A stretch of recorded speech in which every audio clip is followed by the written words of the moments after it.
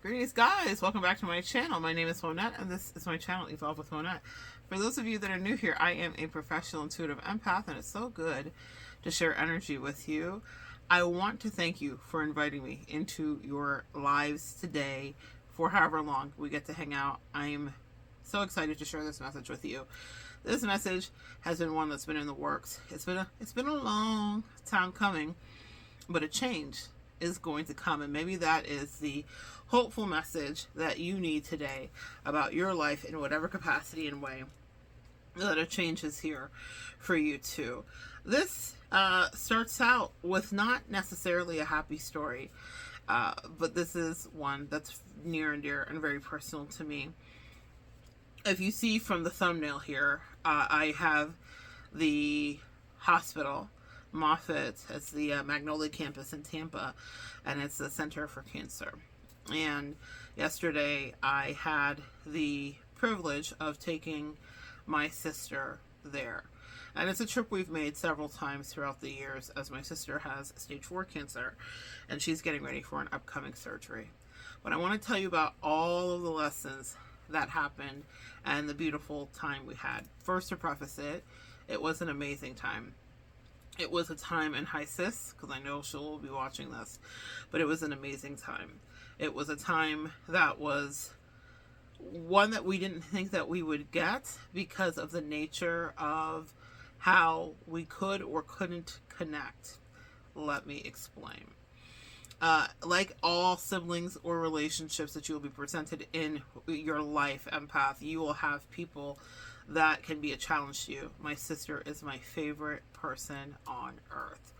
I met her when I was maybe 8 or 9, and she was glowing, radiant, mahogany, chocolate skin. To this day, that complexion is my favorite color of people.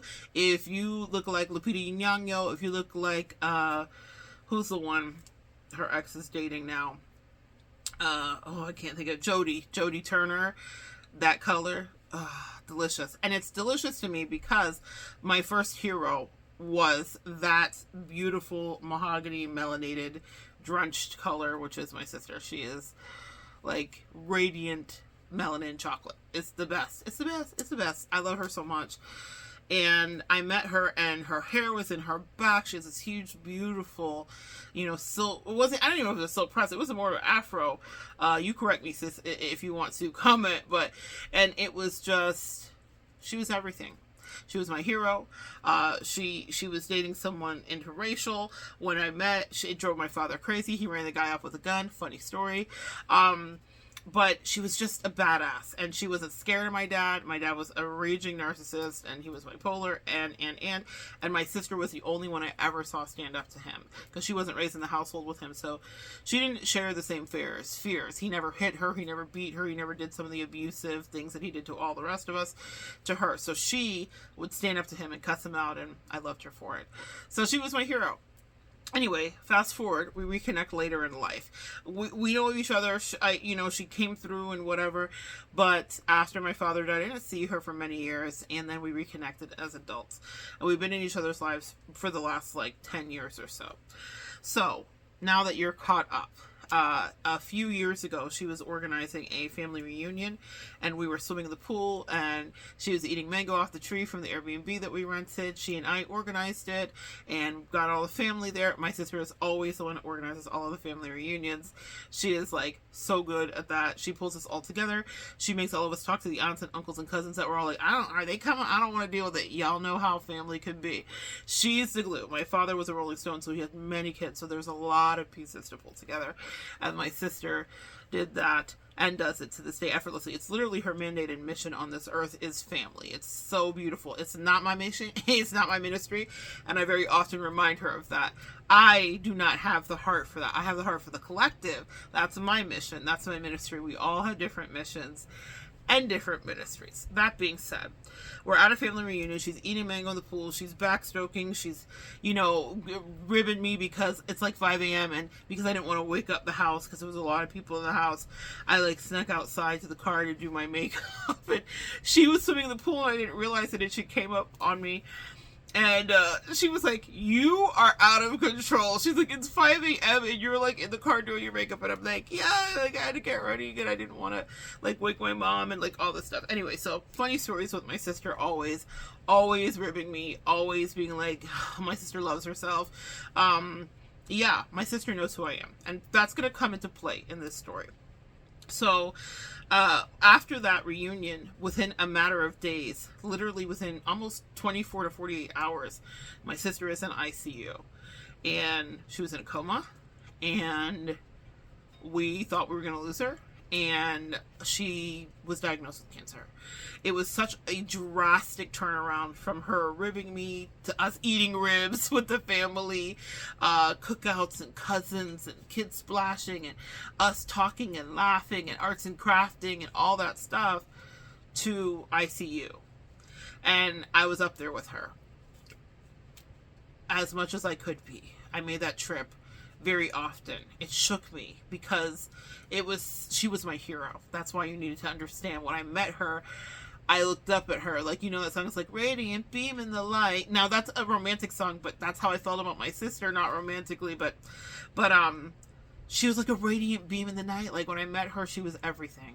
She was everything. She was my hero. And she continued to be my hero because as I grew up, she was, again, the only one who would pop in and out of her life from college to wrangle my dad and to pull him by the throat. Sometimes, actually, literally, she's the only one who would stand up to my dad.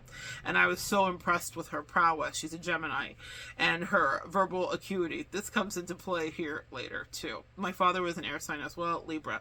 Libras, Geminis, and Aquariuses.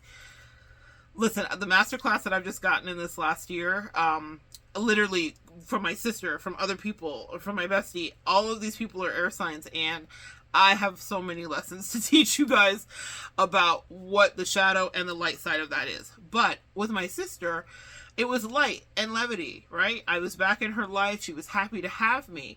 But this is a thing that happens with empath, and I explained this to her, and I was like, I'm going to make this video, so like watch at your own discretion. But these are truths that I've said to her, and I'm going to teach them here to you because that's what we go through things for. Anyway, that's what I go through things for, guys. I am the teacher, and so I have to share what has happened.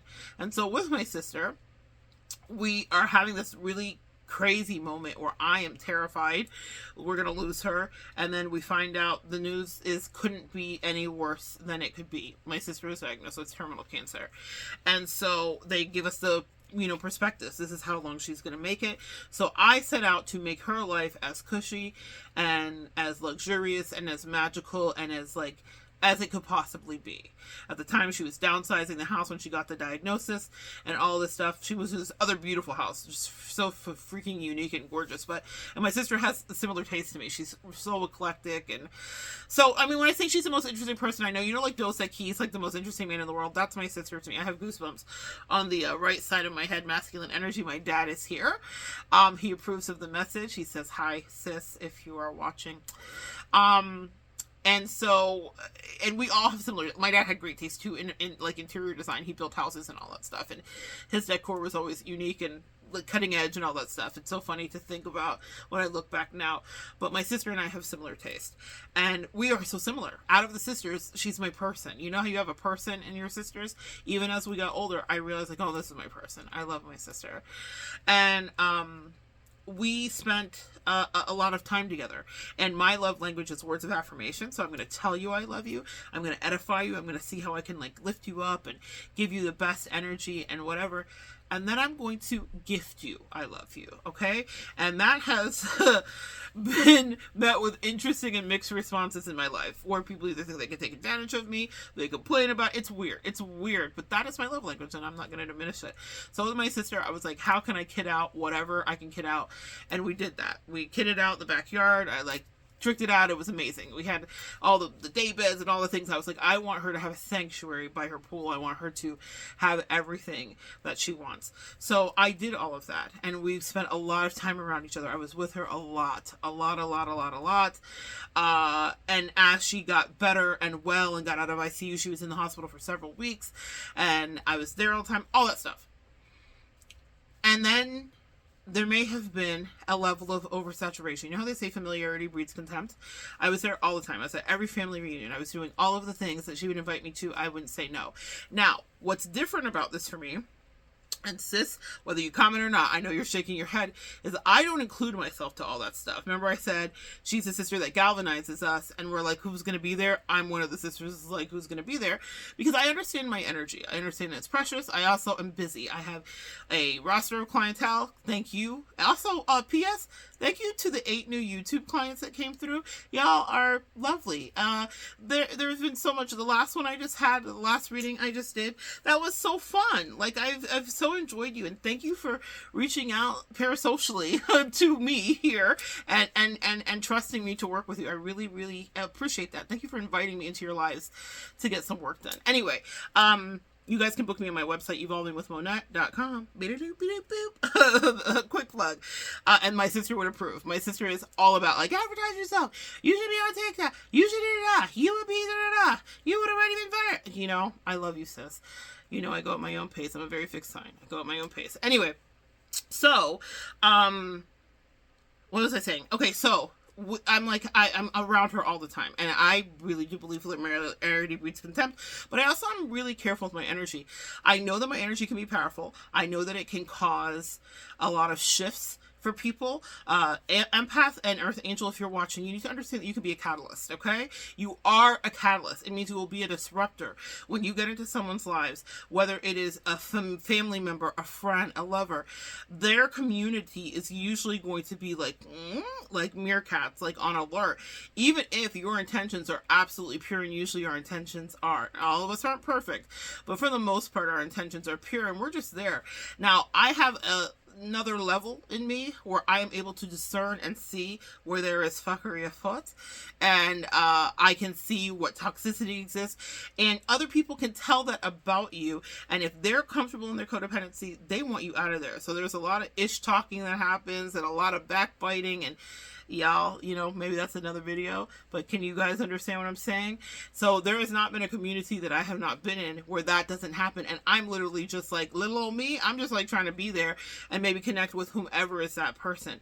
But I understand that even in family, I don't go around too much because I don't dumb down who I am. I don't dim my light, and that can make other people feel insecure. And I talked to my sister about this. I'm allowed to share this because I dealt with it here first. Also, that's another thing, y'all. Communication is so important. Say to the person that you have the problem with the thing. You know, we are in a day and age where we all come onto the internet to do our therapy sessions. Yes, yes. TikTok much? Right. Everybody's trauma dumping. Everybody's talking. One thing I will never do is have a conversation on here that I haven't had in thoroughly and full, or addressed the subject matter with someone personally with them. Okay. And so, you know, the etiquette is we don't dox, we don't say names, right? Like, that's the etiquette, but it is like common practice. Not everybody understands that we will chat about it if you are making any, you know, content or whatever the case may be. So this is my sister and me, and I believe that this is why we were allowed to play this lesson out and tell this story. So in any case, even coming around family can be disruptive to the family. And when I come around, how y'all see me is how I show up. And that means that can be disruptive. And at first with my sister, she was like, I love seeing you come. It always delights my soul. You're so colorful. She's a Gemini, so she likes eccentric and quirky, and you know, that's very much me in very different ways. And whatever the case may be, she was like, it's inspired me. I actually went out and bought some you know, extra dresses and stuff like that. Now my sister is like classically classy, impeccably dressed. Like, she wears linen, the finest things. She like hand makes jewelry. She speaks multiple languages. She dances flamenco. She's amazing. She's owned several successful restaurants and other boutiques and businesses. She's traveled the world, like my hero. Do you see why I love this girl? This woman, really. I looked up to her because she just embodied all of the things, and impeccable taste. So when my sister is dressed, she is dressed to impress. She is dressed to impress. But she admits, as she's always said to me, I'm not a girly girl like you, right? But she was like, you know, I even went out and got some more dresses because, you know, you're always, you know, like really well put together and all of that stuff. And I was like, oh, that's really sweet. Thank you, sis. And I'm just like a puppy at her feet, just like, no, I just love you, sis, whatever. Like, she could say anything to me and I would love it. But then it started to turn. The tide started to turn. And I was like, what is happening? And it started to be like little jabs. Now, because I didn't grow up in a household with sisters, meaning my father had a lot of kids, but I did not have a sibling that was just, I only have one sibling, that's my mom and dad that I grew up in the household with, and it's a brother. And so because that wasn't my experience, I'm like literally consulting with my friends, like, what the freak is happening? That I have sisters, and they're like, oh, this is really normal. This is just like sister behavior. Sisters are mean, they're snarky. This is just a thing that happens. And I'm like, no, but my sister loves me, and she did. She was like a huge quote unquote fan. I am so leery of that word. Personally, it kind of like creeps me out now. But she was like, I'm just a huge. She said that to me before, sis. You know, you did. I'm a huge fan. And I was like, okay, but see, that's the thing that happens with empaths, and this is a lesson. People that are fanning you or fangirling you will also come to despise you. You know, they say never meet your people that you look up to or heroes or whatever. I am nobody's hero. I'm a really fallible, normal, flawed, shadow side person, okay? I'm very in touch with that side of myself, but it doesn't present that way. People see me and they think it's all sweet and fun and games, including family sometimes. And guys, that's the message for today, is about family. And so my sister was taking these little jabs and whatever, and I was like, whoa, this is weird, because I am dealing with this confluence of things. I have a sister who I literally adore, favorite human in this world. I have a sister who is terminally ill with cancer. Her time here is limited, unfortunately. Even though my sister's a fighter, she's already outpaced the projections, because that's my sister. And I have a sister who I look up to, love, and love sharing time with, who's also weirdly bullying me. Now, again, when I tell you guys I'm bringing this to you because I've addressed it with her, it's been addressed. We have done so much work in excavating it, and I'm going to tell you about what happened to get us there, to get us to the best day we ever have had together yesterday.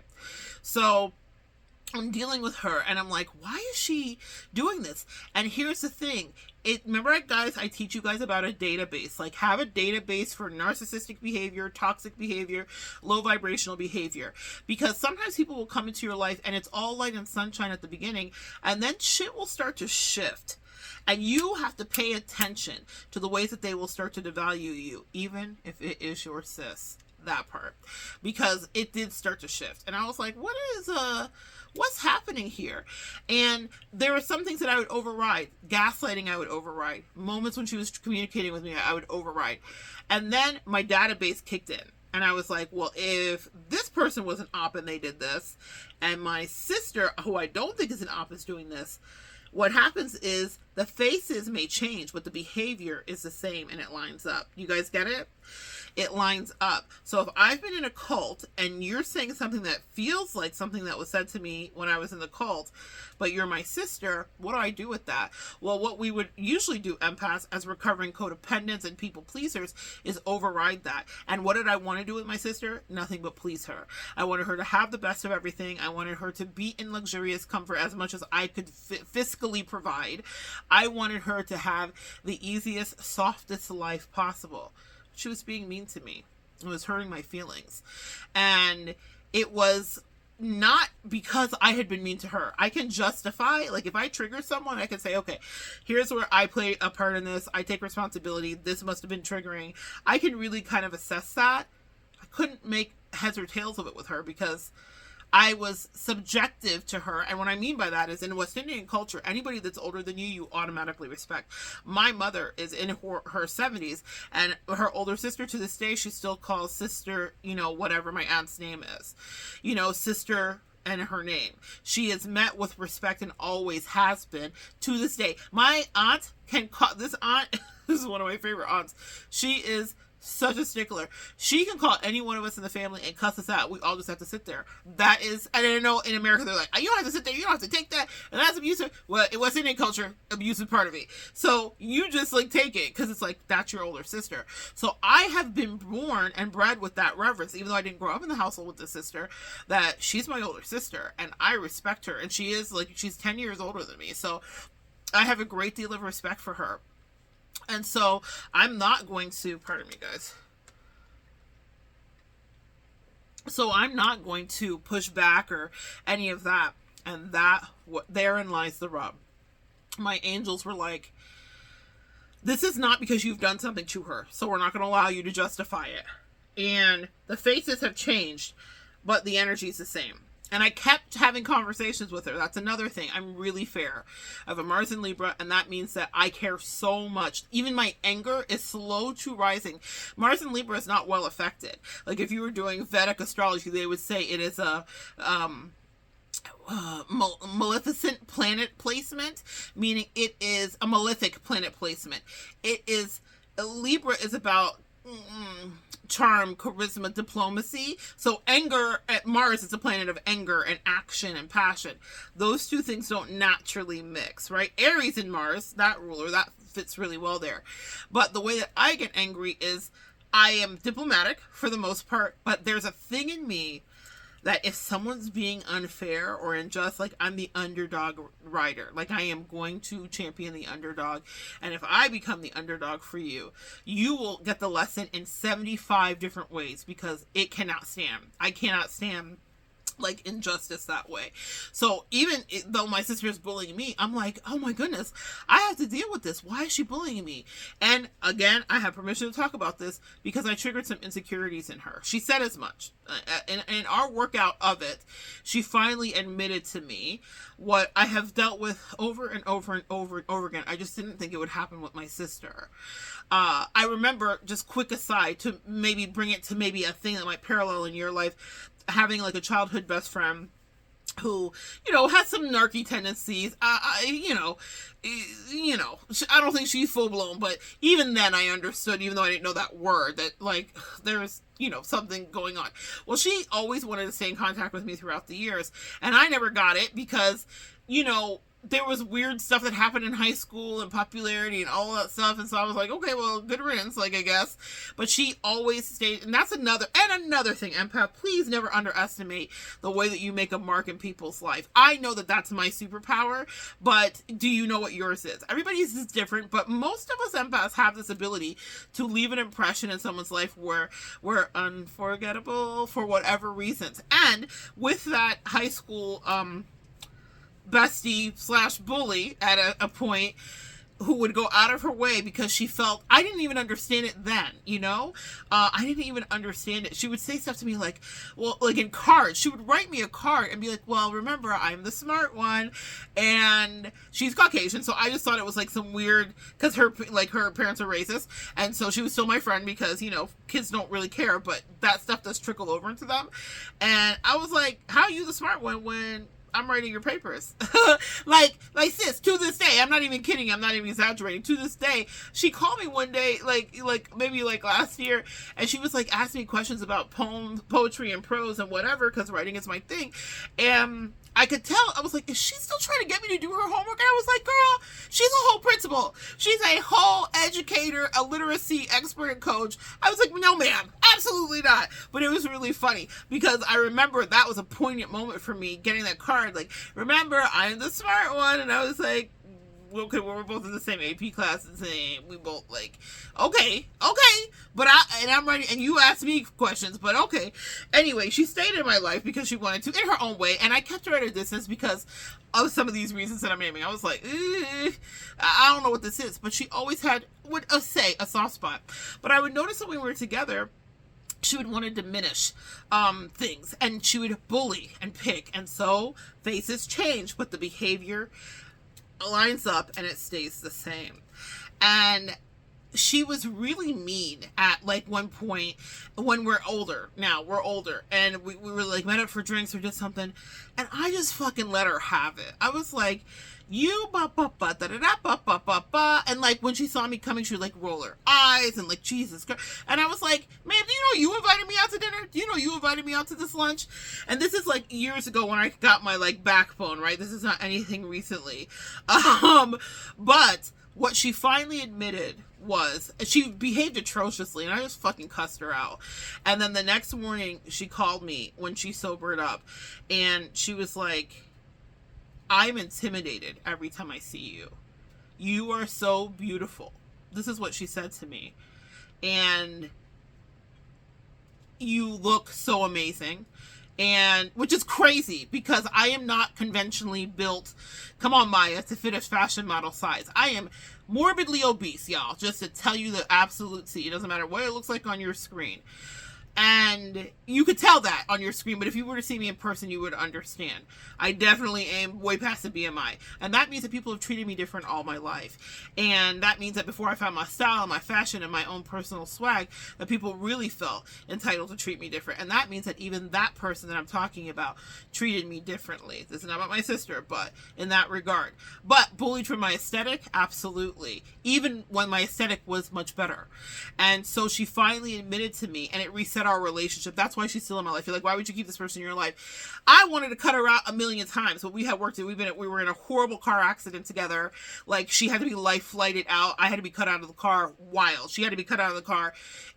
We had some karmic stuff to work out on this earth. It was and that was one of the trips where she was coming to visit me when she was in college. She was in the honor dorms, and she came to visit me in my hometown, or where I was living at the time, because our friendship, for whatever reason, stayed. And that was like some weird assignment and moment that we had, because that was a very scary moment.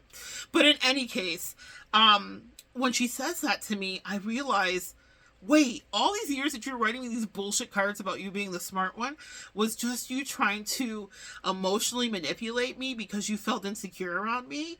Now, I didn't full throat say all of that to her, but it all clicked into place. And it reset her behavior. Now she's vulnerable and honest with me. We met up for breakfast, I'm telling you, maybe a month ago. And when I walked in, she was like, you look great as usual. She's struggling with how she feels when she sees me. She is conventionally skinny. She is Caucasian. She is absolutely like the perfect size that anybody wants to be. I don't know. She might be a size like 2 or 1 or 0. I can't tell. I have body dysmorphia. I don't know what people's sizes are. But I will tell you, she's skinny. She's skinnier even than when we were in high school.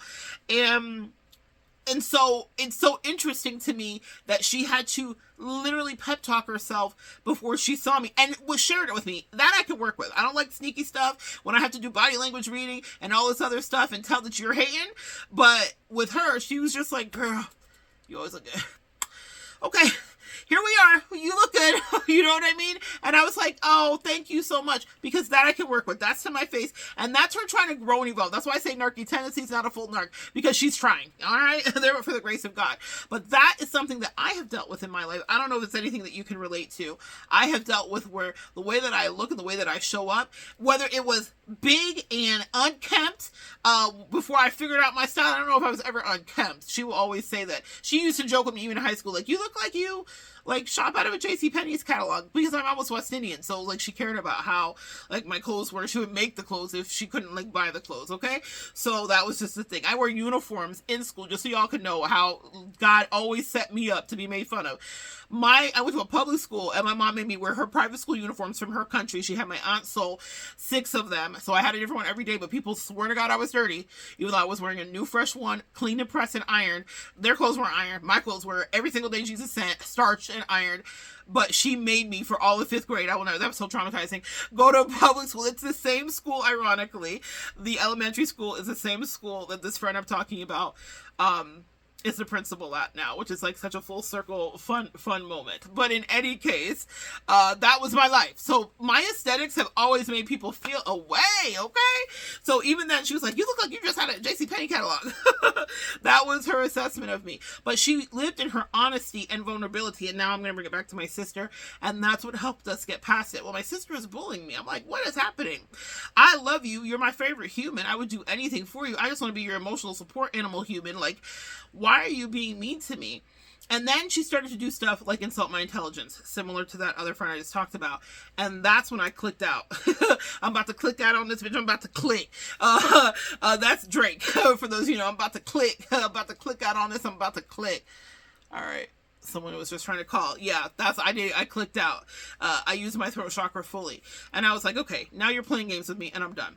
And I talked to her and talked to her and talked to her. I wrote her and wrote her and wrote her because I'm a writer. And I document. And people are always, I've literally had someone be like, why did you write me all this? Like, people always get upset because in my writing, whether they realize it or not, I'm a historian. I'm keeping account of what's happening because I'm a teacher. And this is going to come in handy useful. People will always leave my life. That's just my placement with my Scorpionic 8th house placement. I am very okay with endings.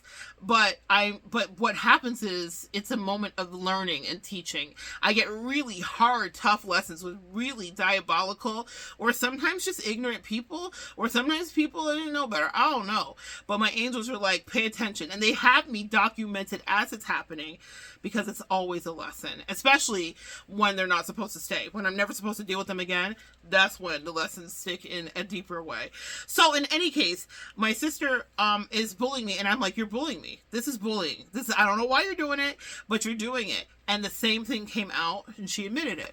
She was like, I'm really intimidated. You know, everyone in the family is always like, oh, that's here, I'm like, that's why I kept my ass away. That's why I didn't come to every family reunion. Because sometimes angels and earth angels, you need to understand that everyone can handle your energy. Yes, you're supposed to sprinkle your light, but understand that maybe just a little touch, a little dab will do you.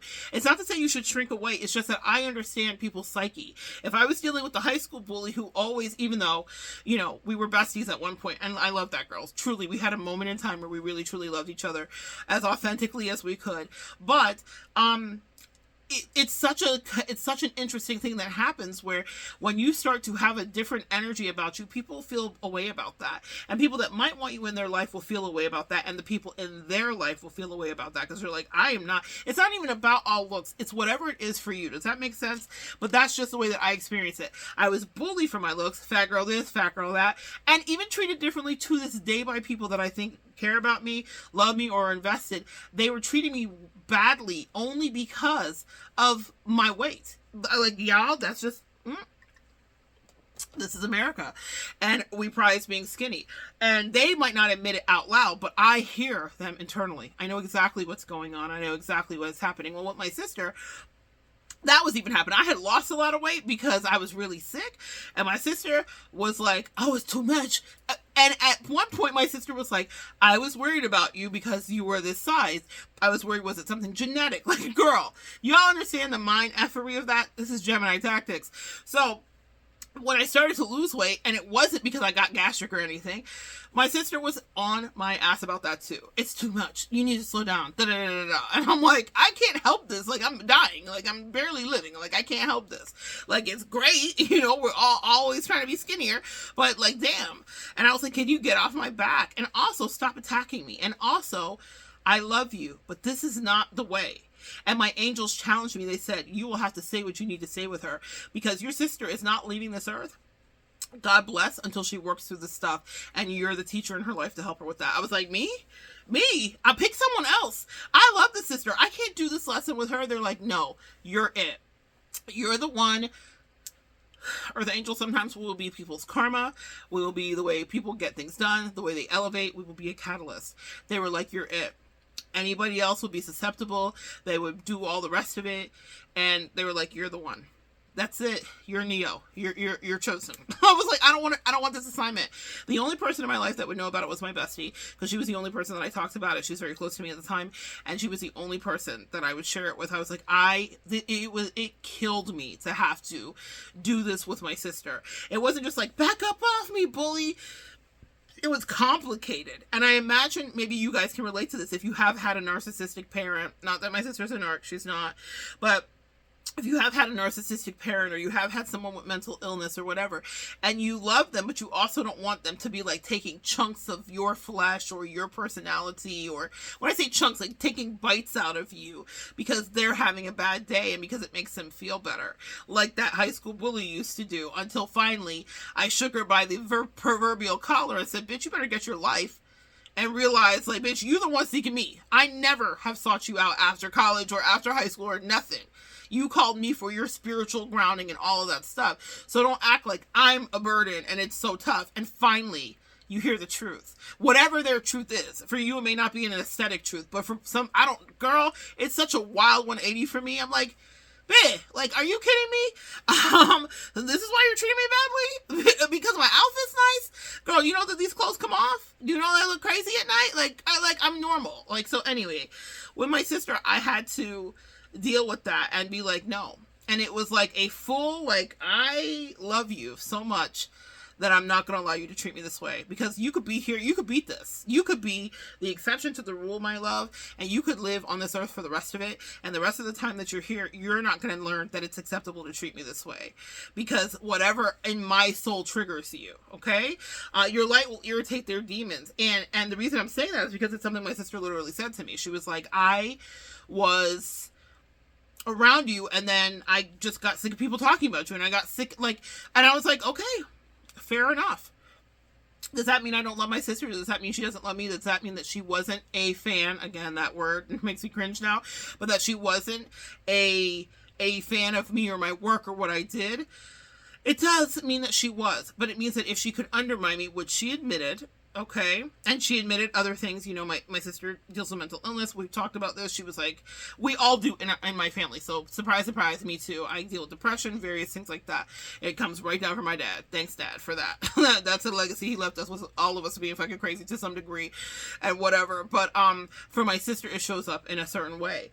And so she was like, that's also part of it too. Sometimes I'd be wilding. And I'm like, I understand.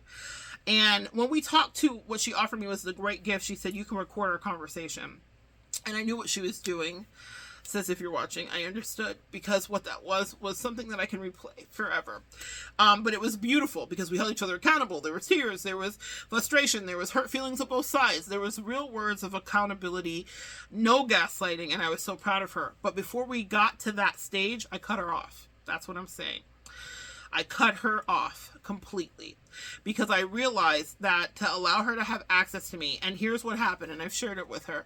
She was doing some weird gaslighty thing, and she was doing a silent treatment and a punishment. It was like a combination, and it was a combination of some triggers for me from when I was in the cult.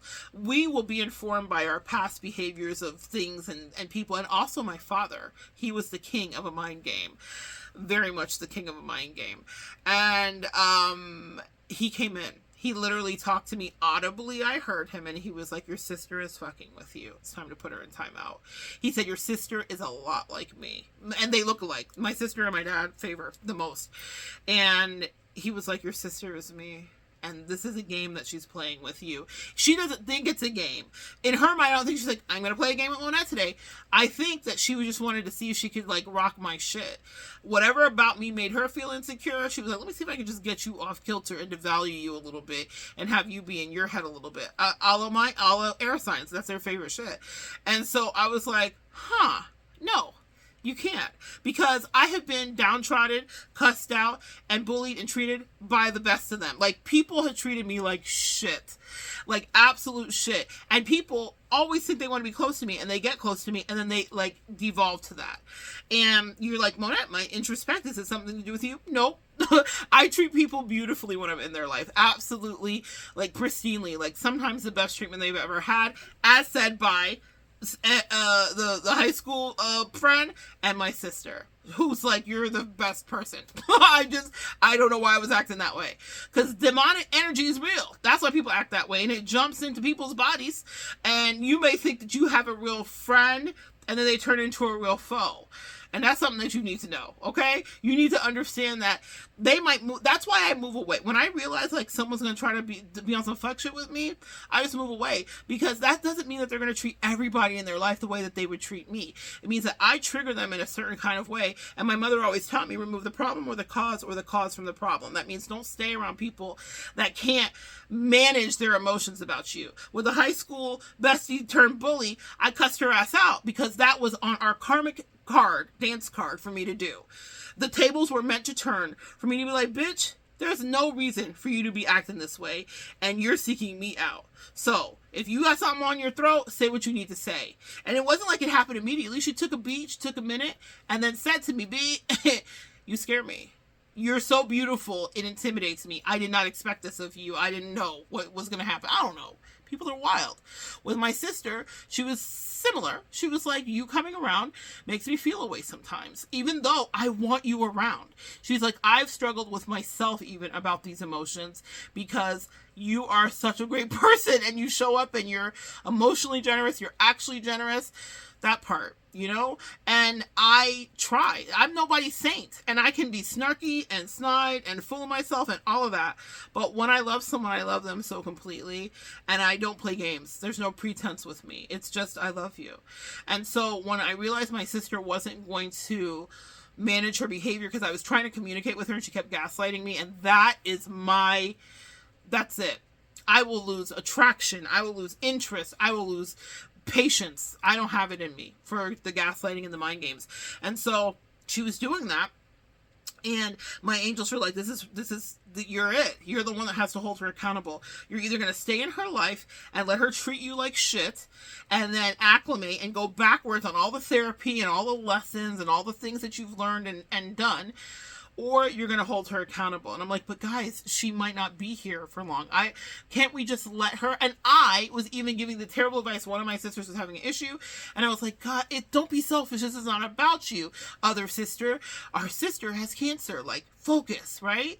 I had to call that sister and apologize and be like, nah, you was right. You were absolutely right, and I'm sorry that I was trying to suppress your natural emotion to check her if she was acting up with you, right? And so that was a really powerful lesson. When I talked to my therapist about it, she was shocked, because what I did say to my sister eventually, upon our last conversation for a while, was, you seem too much like the others. And unfortunately, I don't have time to ask questions. My fight or flight is kicking in. And in my life, the only reason that I have survived situations where people were threatening to hang me from the first tree by morning, or to tell me how they used to play kick the can while the crosses were burning in the field, and how I would have been on one of the crosses. Like, I've had people say the wildest shit to me. One of those things was said to me by a lover about hanging from the first tree in the morning because her dad was like, that's another story. He was a clan leader, literally. Surprise, surprise!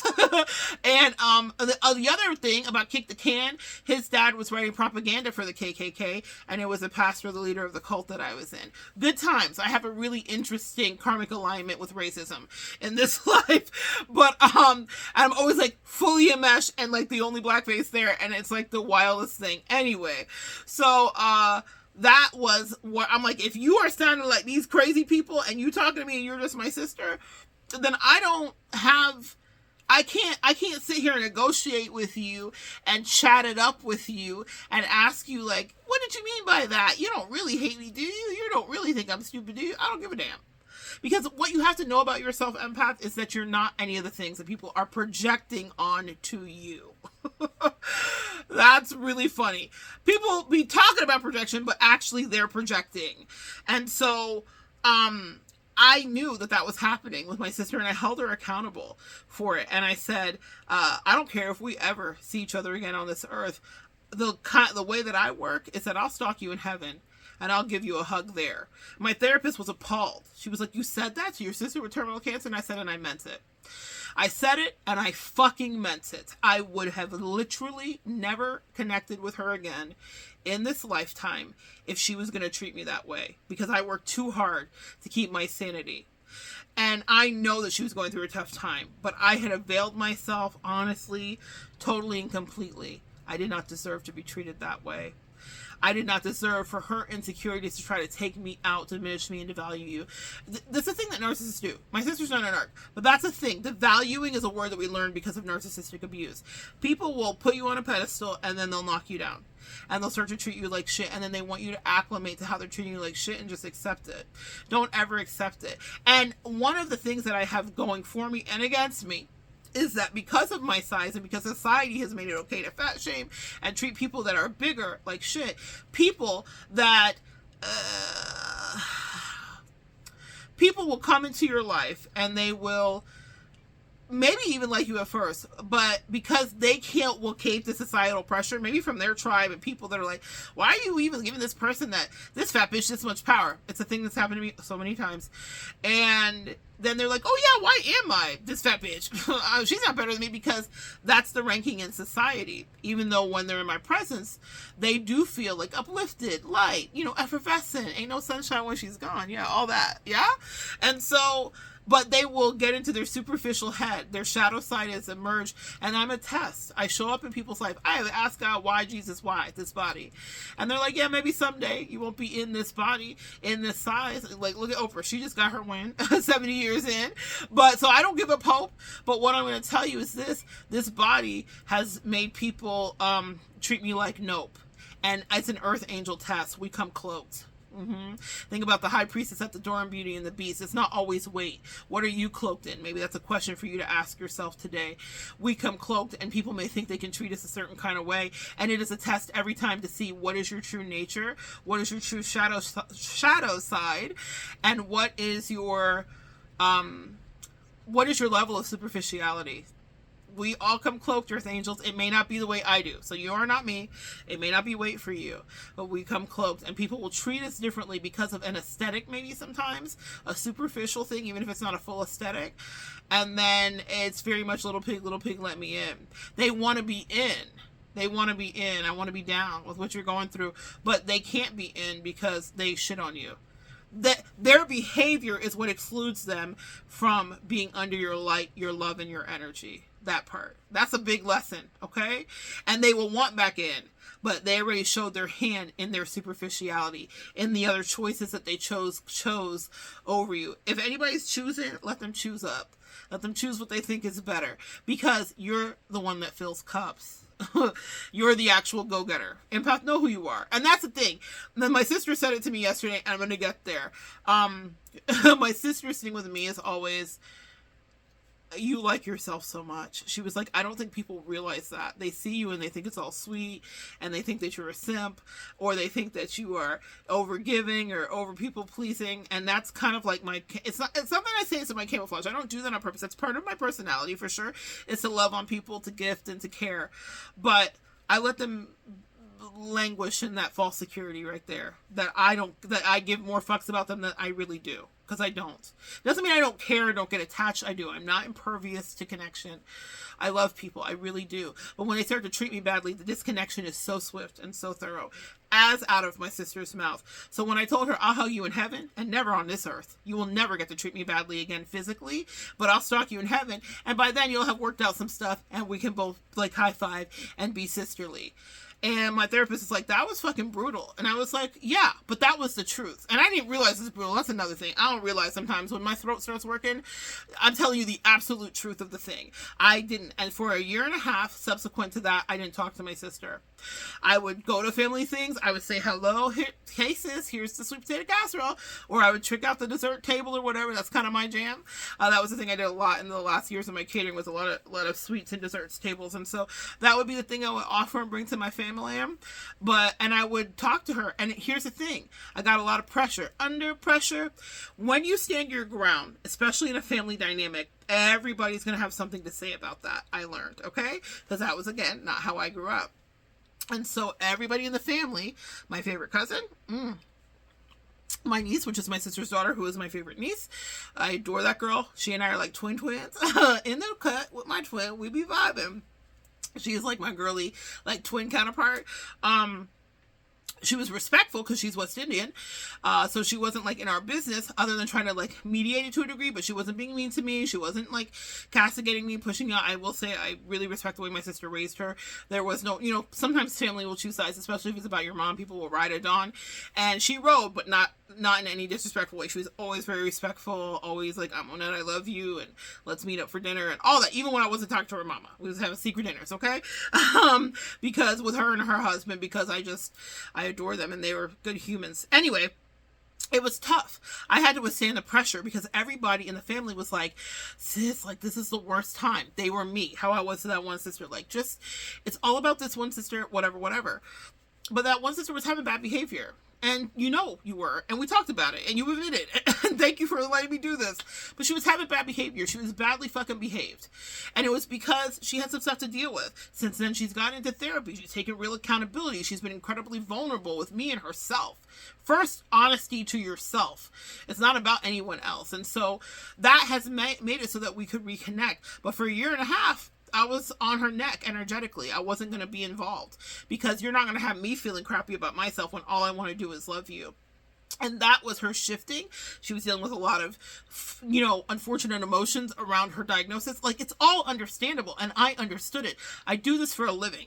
That's why I specifically get really, like, put off when I'm dealing with bullshit in an emotional realm from anybody, whether it's my bestie, anybody, like a soulmate, friend, lover, a relationship dynamic, or a sibling, because I do this for a living. It doesn't mean I'm not human and that things don't hurt and that I'm not taken aback sometimes or whatever, but I have the capacity to compartmentalize and to deal with you on a more cerebral and professional level, and understand why you're hurting, why you feel away, why you might feel threatened, or why you might feel unnerved or jealous or insecure.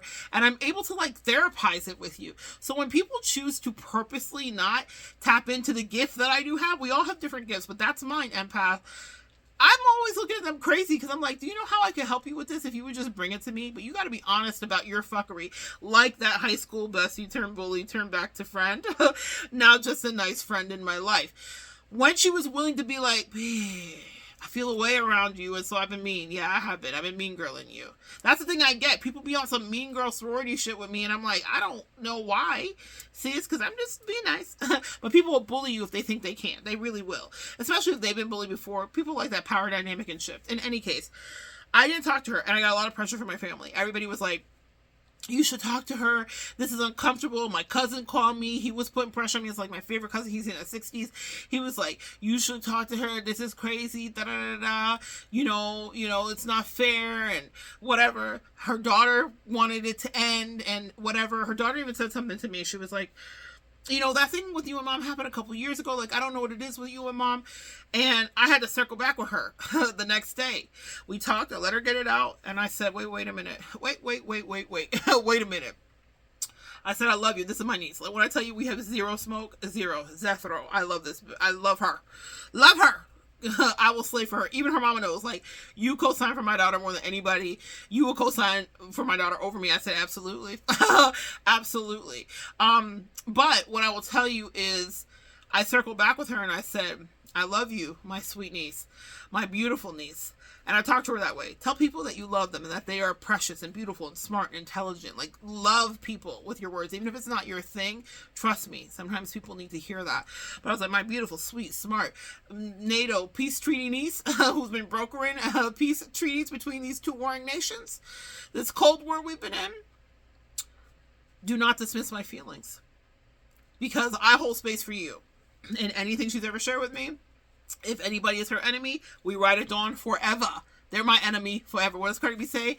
If I have smoke with you or hate with you, we gonna have beef forever. Okay, and if it comes down to my niece, we gonna have beef forever. So I ride for my niece. And she was being dismissive of it because she just wanted it fixed. I understood where it was coming from. Again, lean into my therapy, y'all. Don't fight with me about me helping you understand you better, because that's literally what I'm on earth to do. But I said to her, you don't get to dismiss my emotions about this. This has cost me a lot of time, emotion, energy, and sleep. This was painful and not easy to do. And boundaries needed to be set because they did. And you know it's true because you work on your own boundaries and your own stuff. We all have stuff with our moms. That's the universal. She was so sweet and so accountable. Instead of gaslighting me, which is everybody's fucking favorite thing to do with empaths. It's just so funny to me how, like, do you know that I can hear you and see you and I know what's happening? But she was like, Monette, you're absolutely right. I'm sorry that you felt that way. I love our communication. I wanted to stay open. I just want everything to be fixed with you and mom, and I did not mean to dismiss your experience. And she thanked me, and this is what grown-ups do. She was like, thank you for holding me accountable with that, because I don't want things to ever be weird with us or off kilter. And I was like, no, I'm happy told you. It was such a beautiful conversation. It wasn't painful, but I had to circle back. Accountability doesn't always look like that or go that way. So that's like the high end of it. But my niece is an exceptional human. My sister raised an exceptional human, and I was so proud of her. But even in that, like, my niece niece is like my favorite little, like besides my sister, she's like one of my favorite people. So the chastising from someone that you care about could totally affect you. You know what I mean? And you could crumble and cave under that. And not me though. And it's not because I'm such a badass. It's just because I've been through it. I knew I wasn't wrong, and I knew that real change had to be enacted. And like I said, and like my sister told me as we reconciled, I have really been in therapy. You didn't know this. And whatever the case may be, I have been taking accountability. She laid some things out before me. She was really vulnerable. She was really honest with me about stuff going on with her and how she was feeling and how she was battling all of the things. And then I could step into my designated role here on earth, which is to therapize and love and re-embrace. So fast forward now to yesterday. We're at all these talks and stuff have happened, and this is before this year even started. We dealt with it. We've kumbaya'd. We've reconciled. I love you so much. Yeah? Like, I remember seeing her at one Christmas event, and we were kind of cool with each other because I was on my, hey, I got this ice box where my heart used to be, because you're an op now. And what does Nikki say? I don't care how long it takes to get an op back. I don't care how long it takes to get an op back. All my friends are outside. Steak, bitch, we out back. So that part. So I was like, if you are op forever, okay? Because you have let a demon jump into your body. Demonic energy is real. Everybody's like, demon, and that sounds so scary and whatever. No, spirits are spirits. People get the spirit of depression. They get the spirit of jealousy. It's a thing. We all have been touched by a demon and had a monkey on our back in our own right, a thing we have battled with. And that happens to people, but empaths, it happens to people around us more often because people are dispatched in to get us off our path. You could think that it's all sweet and it's all good, and then all of a sudden, people can turn from people you know to people you don't real fucking quick because they're on some demonic shit, and you didn't even realize when it happened. You're like, when did this happen? Even your siblings, okay? That part, you got to protect your energy. So I was protecting my energy. I did it, and I was a catalyst. As she said to me, you caused a lot of change in me. You caused me to introspect. No one's ever done that to me, she said, and that's why my angel said, don't ever let up. They said it's you. I didn't understand. You guys get it? Do you know how much I warred with that? I wrestled with that decision. It broke my heart. But when I got to the point when I was like, I'm out, I'll hug you in heaven. Since you want to act like an ass on this earth, then you could cross over and we could do the work over there. I'm going to stalk you forever because I'm your sister. I love you. But what you won't do is have me be in my head about Nathan when all I've been is kind, sweet, and emotionally available to you. So I corrected it. We make up. I take her to this appointment. The kids were out of town. They were in Mexico for my niece's birthday. And we have the best day. And when I say we have the best day, we have the absolute best day. It was a quintessential day. It was a day that was like a Lifetime television movie. It was beautiful. It was loving. It was emotionally available. We laughed till our sides hurt. She was going to take me to a Brazilian steakhouse because we both love food, right? Like I said, my sister has run restaurants. She's a fantastic cook. And we were going to go to the, like where they come and they, you turn it over and they keep bringing the meats. We love the meats. And so, but the appointment's running long and we couldn't get there. We had to see a few doctors and all those people. And so anyway, we couldn't get to the reservations that we had. And, I was like, sis, I haven't been to this place in like 8-10 years. It's so retro, but can we go to Olive Garden? I think they have gluten-free stuff there. She was like, yeah, we could go to Olive Garden. I had a short rib there once and I wanted to kiss the cook. It was just really funny. So we have this like retro meal. I know someone would be like, Olive Garden's not retro, but to me it is. But we have this like retro meal. I haven't been to an Olive Garden. I had that salad and the soup was a Toscana, which I had. It wasn't as good as I remember, but the rest of the food was really good. And we ate. And here's the thing. My sister has not had chemo for a few weeks so she could eat. And it's the first time in a long time that I just saw her. We like ate like it was like normal. It was like back in the day. She wasn't sick and she could breathe. She sometimes carries an oxygen tank. She didn't have her tank with her. It was like everything was normal. And we were at the hospital to talk about an upcoming surgery. And I'm in the room with her and I'm looking at the scans and I'm seeing all the places that the cancer is. But for a minute, we were normal and life was so good. I say this to you to mess up my lashes, y'all, because I want you to understand it was not easy for me to disembark from her. There's no one that I love more. I have no problem cutting people off if they're on fuck shit, or if I know that I'm a lesson or a karmic balance for them. They will not ever treat an earth angel the way that they chose with the community, with the help from a little help from my friends. They get by with a little help from their friends and family that shit talk you and that are intimidated by you, so they want you out of the paint. People are weak, and they will kowtow to that because that's their reality. That's all they know. I am not weak. I can be weak, and I can be weak for people. But this thing with my sister, but my strength is practice. It's a learned behavior. I used to crumble and be so hurt and devastated at people's rejections, and I was like, well, I'm never going to live, because people seem to love to reject my ass. It's in the second half of my life where people treat me beautifully. Like, not always. Well, let me say, random strangers treat me beautifully, where before it used to be more bullying, does that make sense?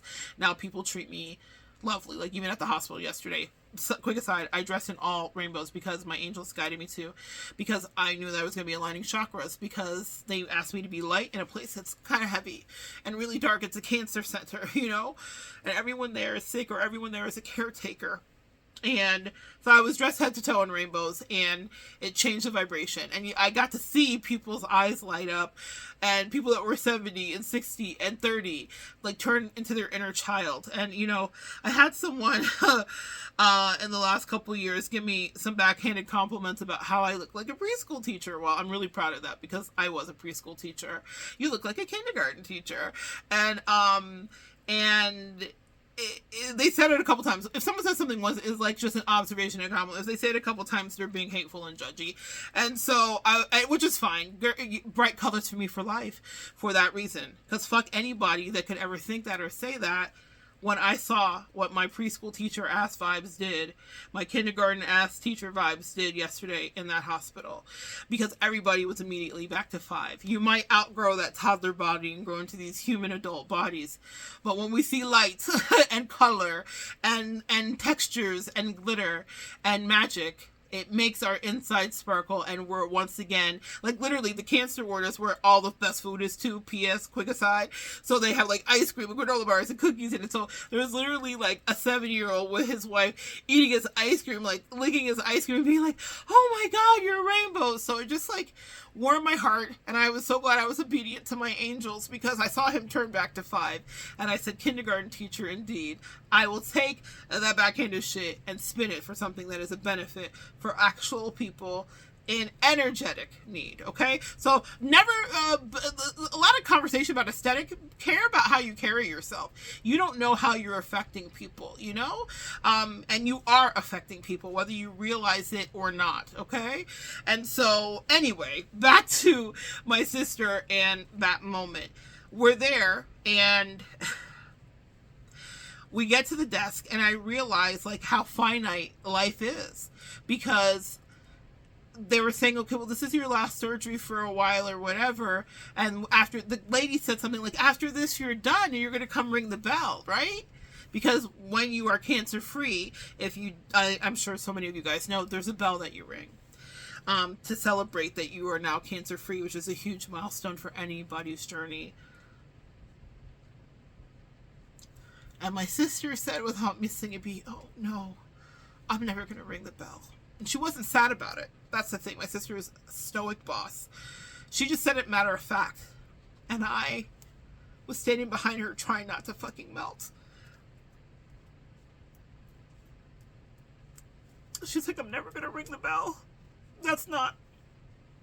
And then they were quiet and they understood, because not every patient is going to get out of that alive.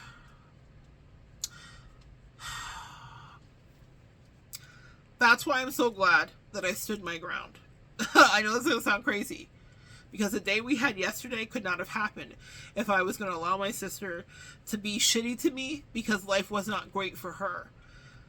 I wanted to let it ride. I specifically was like, Angel, she has cancer. I'm not going to get in her ass. I'm not going to cuss her. I'm not going to do any of that. And they're like, you're not? All right. And then they turned the pressure up, and the behavior got worse and worse and worse until I was like, oh, fuck this. yesterday she thanked me. We had the best day. We're riding home, we're chatting, we're laughing, talking about family, friends, life, love, all the things. And she said something. She was like, I didn't know my sister was a verbal assassin. It's so funny because she's a Gemini. They rule communication and mind games and shenanigans, okay? I have a Gemini rising. My Gemini rising, I really try to use for good. It doesn't mean that in my past I could not use it for bad. But I've channeled it into education and teaching and communicating. I'll let you see me here now. So it's far less like gossipy and mean for the sake of being mean. I will certainly vent and talk about something that's going on with me or my own particular situation, but I'm not just going to be like, I hate this person so much or whatever. Like, I'm going to observe behavior. That's really what I do. So I really try, because I know that the Gemini can go left, right? But here's where my Gemini, your left, right, left is downright militant. My sister was like, you a verbal assassin, sis. I'm like, coming from you? Now remember, my father, our ancestor, stepped in and said, your sister's like me. So my sister and my dad, same. My dad was Libra, and the way that he would mind game you and cuss you out, it was like art, okay? And so I was like, wow, that's so funny you think that. And she was like, yeah. And she's like, what makes you more deadly is that people think that you're just like this sweet, pretty thing. And they have no idea how much you really don't give a fuck. And it's funny because in my family, she would have to be like the liaison as we met people, where they would be like, oh, Monette's like so pristine, and like, we won't curse her, Monette. Y'all know I curse, okay? So we won't do this and we won't do that. And I'm like, nah, but I'm just quiet. And I can be shy until I get to know you. I don't really let my real personality out to many people, like fully, right? I protect myself because I've learned to, because people be on attack and wild and crazy. So now I live more fully in myself. But in the beginning of her connecting with family, she was like, no, you gotta like be around Monette's hilarious, or like Monette's da-da-da, or whatever she would say about me. And it's so funny, but she was like, the thing that they don't know about you is that you're a verbal assassin. And she was like, they also don't know how much you like yourself. She's like, they look at you and might assume like, oh, that's a cute outfit. Or they'll be like, oh, well, big people have low self-esteem, so they don't like themselves. She was like, I've never met somebody more vain. Now, gal, that's just me. That's just me. I'm a Leo. So that is in me. And it's funny because people will start to treat me like crappy, and I forget I'm in my fat body because I've been in here so long. I forget. I'm like, why are they acting like this? And my angels were like, oh, they're on some superficial shit. And I'm like, really? Still at this big grown ass age? And they're like, yeah. They just feel like they can treat you like shit because society says they can. And surprise, surprise, that's that cloaked high priestess energy shit. I just watch people while they acting up. I watch people while they will give me less, treat me like less, withhold, act like a whole fucking asshole because they feel like they're better than me for one reason only. Not because it's, listen, if we talking statistics, if we gonna line shit up, it never lines up. It doesn't ever line up. The math doesn't math. But that's one thing that they do have over me. So then they act bad. Act bad. What does Krisha say? Act bad. They act bad. And the universe says, we'll take it from here. The angels are always like, got him. You know that Drew Ski skit where he's like, we fucking got him. That's exactly what happens. Because people think it's like a game with you, empath. They think it's a game with me. And then the angels and ancestors say, we'll take it from here. Actually, they'll never play in an earth angel's face again, or the level of blessing that you offer will never be offered to them again in any kind of configuration that you did. They will have to scrape and scramble and wonder and hope, and now they can work. You want to work? On some Brittany, you better work, bitch. They wanted you to work, now they'll work. Anything that people wish on you will always be flipped around on them, because that's what karma do. Karma will have you experience how you made someone else feel. Even if you're like, I didn't mean to make you feel like that, you will be made to feel like that. And my sister fully validated it by telling me that when I walked away from her, other things in her life started to fall apart, meaning other relationship dynamics, and people were like withholding or walking away or being mean to her unreasonably. That was what really ticked me over into, okay, not today, Satan. Satan is the author of confusion. And if I feel confusion or brain fog around you, you are acting on demonic energy no matter what you think of yourself. That's the truth. That's a diagnosable truth as far as I am concerned as a metaphysical practitioner. And what happened was the universe allowed her to feel the ways that she was making me feel, but it was never going to be from me. That's another thing, angels. And I keep saying angels. A lot of you guys are earth angels out there watching me. Earth angels. People can't learn the lesson in your presence. So many of you guys want to stay in someone's life and help them learn to love you right or be nice to you. You can explain it to them a few times and after that disembark. It's just like any lesson with a teacher, right? You can be taught and taught, but that teacher has other people in the classroom to teach. So you might need a tutor, or a student might need a tutor specifically that's going to help them. And usually in life school, that tutor is going to be a more karmic connection than what you might have offered, which would have been more gentle, maybe sweet, luxurious, whatever, right? That's a big word for me with a Taurus moon, is luxury, right? So even my lessons, I want them to feel like delicious, you know? And so my sister said that. She was like, it was like the awakening. It was like the exodus. That's what she said. Now, here's why I've heard this word before. This is why I want to share this with you so you can transpose it onto your life. When I left the cult, I had one of the cult members reach out to me years later and tell me, like, I hated on you. I was talking, I knew who she was. I would hear her and overhear her, so it wasn't like a surprise. But she, like, came clean, and she was like, I was hating on you. I thought you were crazy, but you started an exodus. And I said, look at God. Look at God. Because my sister had said something to me very specific to the cult leader, so I thought it was a beautiful full circle moment. Because she said, you started an exodus. And I said, look at Jesus. Look at them connecting the dots. Oh, one of my favorite people just posted. So my sister said that to me, but Janet, this girl from the cult, said it to me years ago. She was like, they made you seem like you were crazy and they gaslit you. Everybody knows these words now. We didn't then. But they gaslit you and made you seem like you were crazy and whatever. And all the things that you said they would do to me, Monette, they did. And all the ways that you said they didn't care about me, they didn't. And I had to, like, run for my life. And they tried to pin this thing on me and get me arrested. Like, all of this wild shit. And they were like, after you left, so many other people started leaving.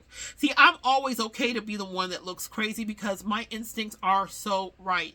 And guys, you have to be careful to protect your instincts, even against family, even against friends, even against lovers, even against besties. When you feel something, that's your lesson. We come in here by ourselves and we leave by ourselves. And because a lot of us are dealing with lessons and issues of codependency, we forget that. I'm going to go back to the verbal assassin thing. They said don't forget to follow back up on that. We forget that. So we're like, oh, I got to stay and help you learn your lesson. No. We forget that we are here and we are to see things. One of the first things that a narcissist, a toxic person, someone that's been body snatched by demons, I don't care what you call it, will do is undermine your intuition. It's little, it's subtle, and it happens right in the beginning. Every connection that I can think of that started to go left, I can remember exactly the moment. From family to friends to whomever, you name it, beans, greens, potatoes, tomatoes. There's a very poignant moment where they undermine my intuition. At this big age in my life, I will get into their ass immediately. If for no other reason than for them to full circle when we disconnect and remember, oh, she was always on my ass. She always caught me. She always saw me. I did. My angels don't let me get got. They don't let me get blindsided. I might have to go through a lesson. But there's so many earth angels watching today. I keep saying angels. They said, you guys need to know this. You have angelic protection. You don't have to be blindsided. It doesn't mean you won't go through the lesson. I go through lessons all the time. It just means that I'm aware the whole freaking time what's happening, and I choose. Because sometimes we just be choosing to be in some bullshit. That part, okay? Even when we know this is some absolute bullshit and I'm not supposed to be here. And they'll start to make it really clear, and then you do have to disembark, even like I did with my siblings. So back to what she says to me. People don't realize how much you might value yourself, and that, you know, and what she doesn't realize is that, and since if you're watching still, I have an 8th house placement in Scorpio. That's the only Scorpio placement I have in my chart, and it's ruled by Pluto, which is like sudden, weird, shifty ass endings. And specifically how it's affected me is endings in friendships and relationships where people would always choose up on me and then want to come back to me. They would always be like, I could find something better. They would siphon off my energy. We make people feel like fucking rock stars, y'all. That's another video that I have coming up. We make people feel like rock stars. We make people feel amazing, and then they're like, oh, I can do this by myself. It's like someone who's bipolar who's like, I'm going to stop taking my meds because I feel great, and then they don't feel so great, and then they start to cycle and spiral and have a manic up or down. And so people get on our energy and they get like hooked like crack, and then they're like, I am fine. Everything is amazing. I don't need you. I'm great. And then, you know, they start to discard or devalue. Then we're asked to walk away. People don't learn when you stay. That was what they're trying to bring me back to. They don't learn when you stay. okay?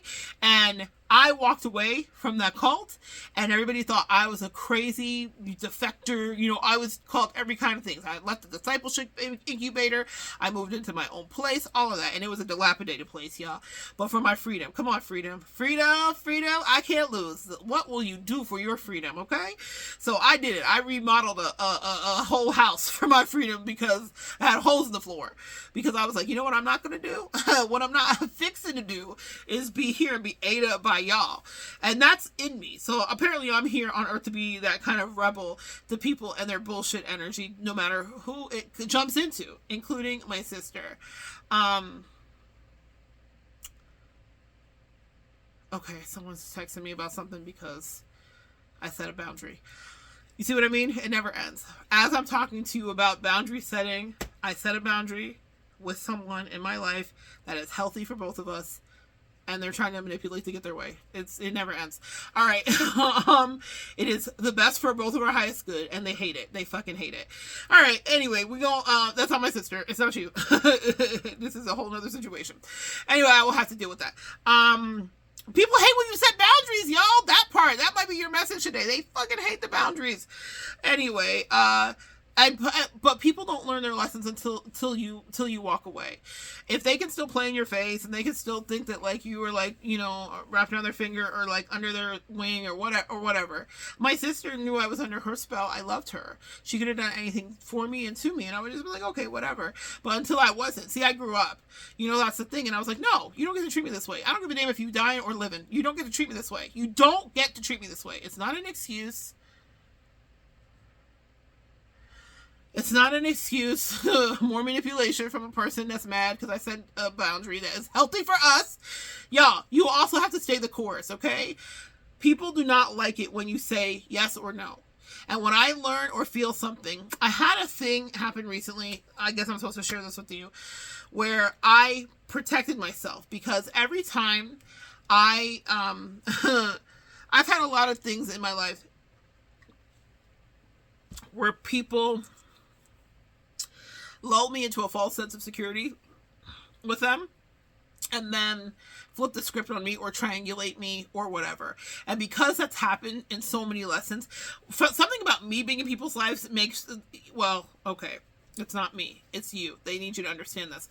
Earth Angel, when you are in people's life, what will happen is, especially if it's a friendship or a dynamic or whatever, what will happen is this, is that it may trigger whatever their status quo energies are around them, like the everyday people that were in their tribe or around them. And also, our energy makes people seem more sparkly and magical. My energy is Jupiterian. I expand.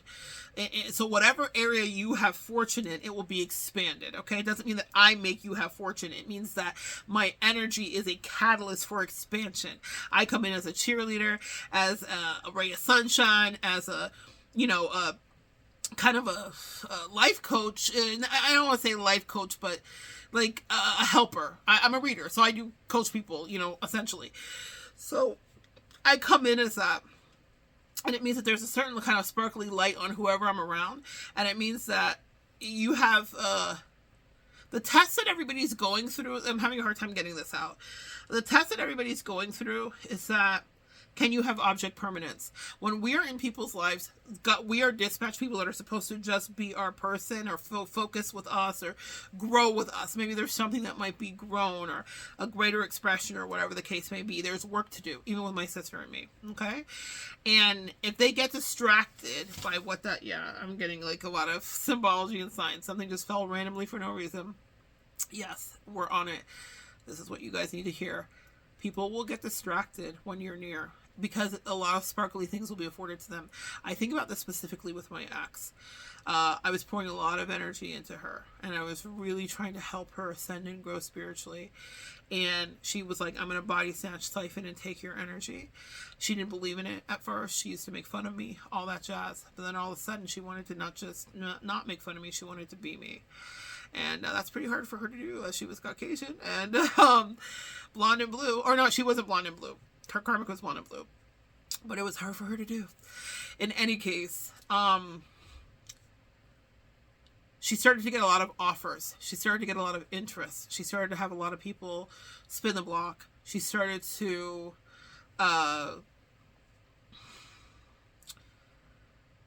become more popular at work because she was literally practicing what I do that I've cultivated and poured my blood, sweat, and tears into for 20 years. She was like just snatching pieces of my spirituality and using it to be the coolest person at the water cooler. And I didn't care. I will tell you this, I'm very leery when anybody when I meet you and this is your profession and then all of a sudden you're shifting and it's not, it happens to me all the time. It happens to me all the time where everybody's like, this looks easy. You're making money. I just think I want to do this. And I'm like, okay, everyone is called. Not everyone is called to do this. Everyone is, many are called, few are chosen. It's not light work. It's light work. I have a video coming up about that. That's long overdue. That's a little shout out to my California friend. It's not light work, it's light work. So it's not easy. Everyone can't do it, but it's weird. I like, my favorite people in my life are people that are like, this is my profession, I'm very sure about it. So I really love my bestie, and was really very attracted to her because I liked that she liked what she did for a living. And while she has spirituality, there's no friend in my life that isn't spiritual or doesn't have a spiritual bent.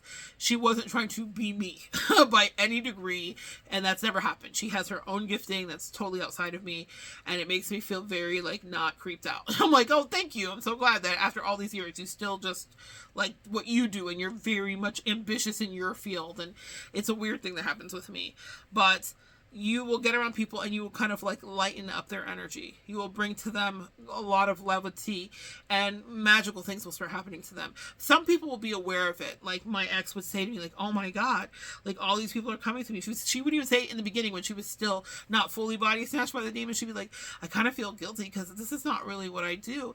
And I encourage her because she was being integral and honest at that point. So I was like, well, maybe this is something you might want to think about or whatever. Now I have much better boundaries about stuff like that. But I even had someone that I used to know that like said to me in the beginning of us connecting, like, you called me and then a couple people asked me on dates. They were very aware of what my energy brought to them, and it's happened so many times. I've heard that so many times because my energy expands whatever the theme is in your life. But what it is that, guys, oh, sweet empaths and earth angels, it's a lonely road. You're not necessarily supposed to have companionship. I'm here to teach people lessons, and just like teachers have many people come through their classroom, your kids don't stay there forever. And so that's why I think my 8th house was developed the way it was, where I was made to let go and release. And I have no problem closing a door or being like, okay, that's it. We did the lesson. We did it. We did it. We did it. We did it. Because you can stay in these weird cycles. I call them 12 years a slave. I was in one for 20 years with someone, and it was far too long. And my goal in life is to shorten every cycle, get shorter and shorter and shorter with learning the lesson. What is the best thing that they were dispatched in and that I needed to extract? What was the lesson I was here to teach them? And then let's move on next, you know? Be grateful for your ex, as the Ariana says. Thank you, next. I'm so fucking grateful for my ex. Be grateful for everybody that comes in as a teacher for you, because you had lessons to learn. You did. But it doesn't mean that you're supposed to be treated badly, back to my sister. And also, if you're not holding them accountable, it also means that they might be missing out on an important lesson, according to my sister. If I had not behaved the way that I did, set the boundaries that I did, then it wouldn't have shifted her dynamics in relationships according to her with everybody. Meaning for the bad at first and then for the much better, because she's now living out of a deeper level of honesty and integrity. And I did not set out to do that. Here's another thing, y'all. You won't know that you're having some lofty mission. I wasn't like, I'm going to be on Mount High. I knew I had to teach a lesson. I knew my angels talked to me about it. I had no idea how it would affect the rest of her life. I just was like, damn, y'all made me do this. I hate it. I'm sad. I want to be up underneath her. I hate this so much. But they said no. To love her is to not be underneath her. To love her is to not put up with her bullshit and her gaslighting, because she's not being honest with herself. And she has soul work to do, because she has a mission. Because she's not here forever. Like, it was so clear to me. It was like such a powerful mandate of like, get your shit together, Monette. You don't get to like bow out of this cowardly and take the easy way out because you don't want to make yourself uncomfortable. Because that's really what it was. It wasn't even about her. I was being selfish. I didn't want to be uncomfortable. I didn't want what I got. All the family talking to me crazy, being like, why you being me? It's your sister, it's your older sister, get your life together. I didn't want to deal with it, but I did. And I'm grateful I did. And so is she. We both grateful. But you'll be around people in their life and you will raise their energy and then they will discard you and they'll start to treat you differently and they'll be ungrateful. And ingratitude is like my kryptonite. The first time I smell it or sniff it on people, the way that I lose attraction, connection, even if I'm on a mission and I'm dispatched in by angels, the way that I'll be like, I can't be here anymore, angels. I don't know what to tell you. Get somebody else to do it. I just don't do it. I will not tolerate that disrespect. That might be my queenly Leo energy. I just don't. I'm like, that's fascinating to me. Now they can learn it from a karmic partner that's going to drag them through the mud and do whatever because it won't be me. And I felt that same way regarding my sister. I was like, she can learn this lesson from somewhere else. But my angel said, no, you're going to have to actually do it. So that's a quick aside. Back to sister, verbal assassin, and then we finish up. So she was like, you're a verbal assassin. People don't realize that you care about yourself. That might be your secret weapon, guys. Is that people are so used to treating you badly, or maybe for whatever your archetype is in the world, they can think they can get away with it. They can't. And hold on, they can't get away with it. And you might be in their life to show them that don't let the size fool you. That's my lesson for a lot of people when they're like, I can just whatever and triangulate you and do all this weird ass shit that you would never do and that you'll never have the opportunity to do. Sometimes you're an opportunity in people's lives. When you're not there, ain't no sunshine. That's according to my sister. Okay? That's just what I'm my sister's message to you. She's like, you're gonna make the video? I said, I'm gonna make the video. But her message to you is treat people that you love right. All of the people that you love right, because they're in your life for a reason. And that is what I learned with that. Verbal assassin. I keep getting off track with that. Verbal assassin. I didn't even realize that about me. That's something in the last couple of years I've really learned. You know, I've soulmate dated a lot, and that means that I had new people in my energy and got feedback. And the consistent feedback from the soulmate dating that I did is that my words cut. It cuts both ways. My words are like a knife. Yeah, my words cut. I just thought they were words, and I realized that I had to temper them and I had to learn new communication styles. And I did a lot of work in the last couple of years about my communication, but I don't regret who I am, because there are some times when, here's the thing about an assassin is hired. Okay, my angels had me work on the etymology of assassin. Okay, an assassin is hired, meaning they are dispatched in to take out someone for some reason. So when my sister calls me a verbal assassin, it is not a uncompliment to me. It's actually probably a compliment in the highest degree, because it follows what I believe my spirituality to be, which is that I am dispatched in to cut cancers out of people. And I do that with my mouth. I do it with my words. I do it with my tongue. Because, we've talked about human design here, and I actually, thank you, I had a beautiful client recommend a book to me, and so it just, cleared it all up, and I will be actually teaching from that book very shortly. But I'm a projector in human design. That means I have the ability to go in and assess, and communication matters so much to me, and I have the ability to assess and go in and penetrate, and it can be very intense, and it can be overwhelming. It can make people sometimes not want to be involved, because not everybody wants to be penetrated and gazed into. But if you invite me in to do the work with you, that's why I say thank you for the invitation, for the people that have invited me in for readings and the people that invite me into their life. Because if you invite me in, which is what my sister did when we reconciled, I invite you to hold me accountable. She said these were real words. I didn't tell her about it being a projector. That's how you know God's at work. She said, I invite you to hold me accountable. Let's come up with a system. If I'm overstepping boundaries with you, if I'm pushing too much, all of the things that I had kind of been like, hey, you're doing this wild shit. You don't just do it with me, but I'm going to hold you accountable and you do it with me. So let's talk about it. And she invited me to be her accountability, which means we'll never get back into the frick-a-frack and the bray and the briars like we were, because there's now a way forward with communication, which is all my projector ass needs. I can't deal with people that can't communicate. It's the biggest turnoff to me. It's the biggest, I will forfeit the assignment. I'll be able to get somebody else to fully do it if people are playing wild games. And so my sister stopped, and so now we can actually move forward. But an assassin is hired and dispatched. Maybe you might be some of the verbal assassins in your life too, but understand that you were sent in because you had work to do. Because everybody else in somebody else's life is dealing with their bullshit. Nobody's ever held them accountable to a certain level. No one's ever put real words to it and diagnosed them, okay? Alanis sings a song about, I don't want to be the doctor. I don't want to be whatever for the bullshit that you're carrying. Well, sometimes we are dispatched in to be the doctor, and the results may be varying, but you have a prescription in your mouth to cut out some bullshit with someone. I'm thinking of Dave Coulier, which was actually who Alanis Morissette wrote those songs about. And the most famous thing I know him for, besides being Uncle Joey or whatever on Full House, was Cut It Out. You know that thing from the 80s that was so corny that everybody used to do? He was the one that triggered Alanis to writing that most incredible album, You Ought to Know. That album that was like freaking tantamount to the 90s. And he did it through abusing her and treating her badly. He talks about it on a podcast recently where he was like, I heard things that she would say that we would talk about. Your shake is like a fish. Like that was stuff that they had talked about and whatever. And so she was like literally reaming his ass out on that whole album. I want you to know that I'm happy for you. No, an older version of me. Is she perverted like me? Would she go down on you in a theater? She was talking about Dave Coulier, the blonde guy from Full House. Cut it out. That's what you're there to do with your mouth, is cut it out. When people are on their Dave Coulier shit and they're trying you and they're abusing you and they're taking you for granted and not realizing that you were Alanis Morissette in their life, meaning you were this brilliant energy, maybe a genius little like pop-in, maybe an opportunity, maybe a life or a look at something different.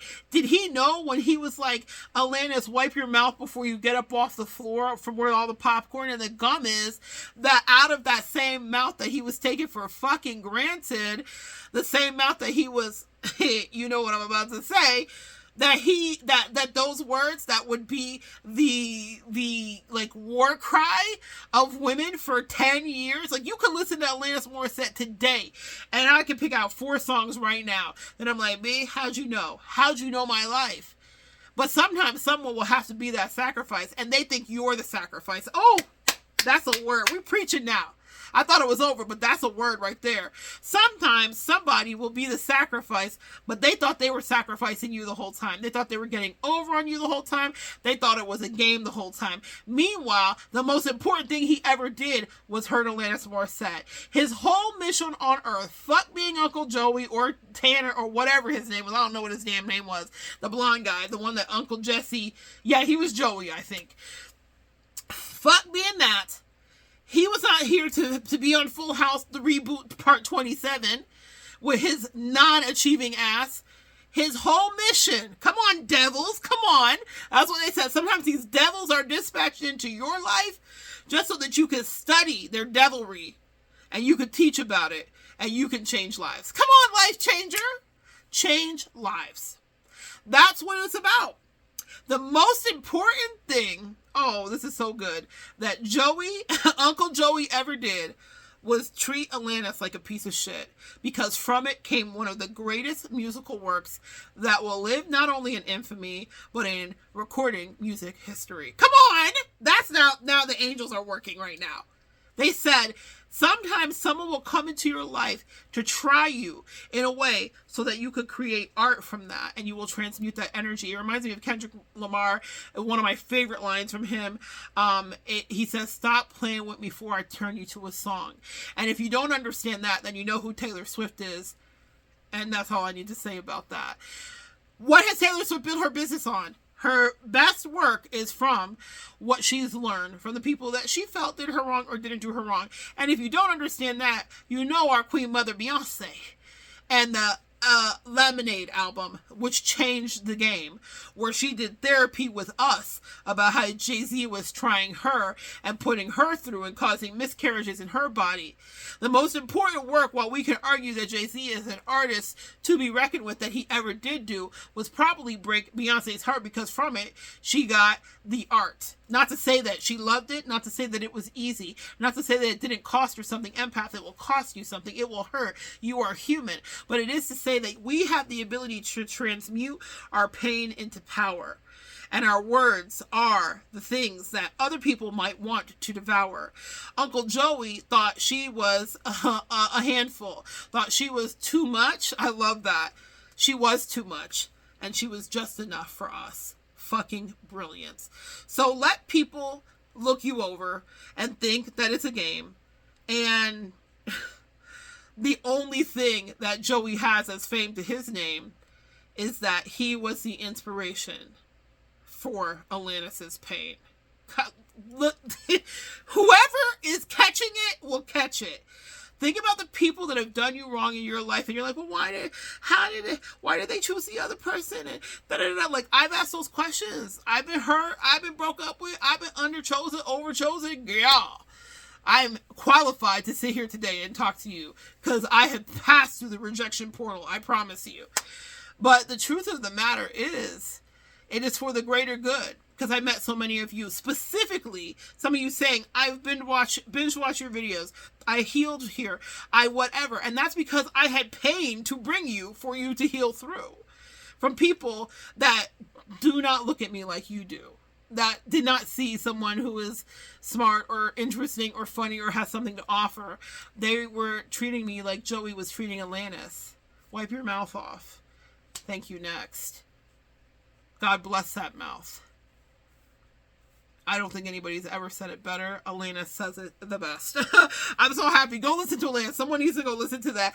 I want you to know, or whatever. I'm Not the Doctor comes to mind too. There are so many powerful tomes on there about coming of age and understanding your womanhood. So maybe you need a little feminist like revolution today. A little bit of Alanis your way.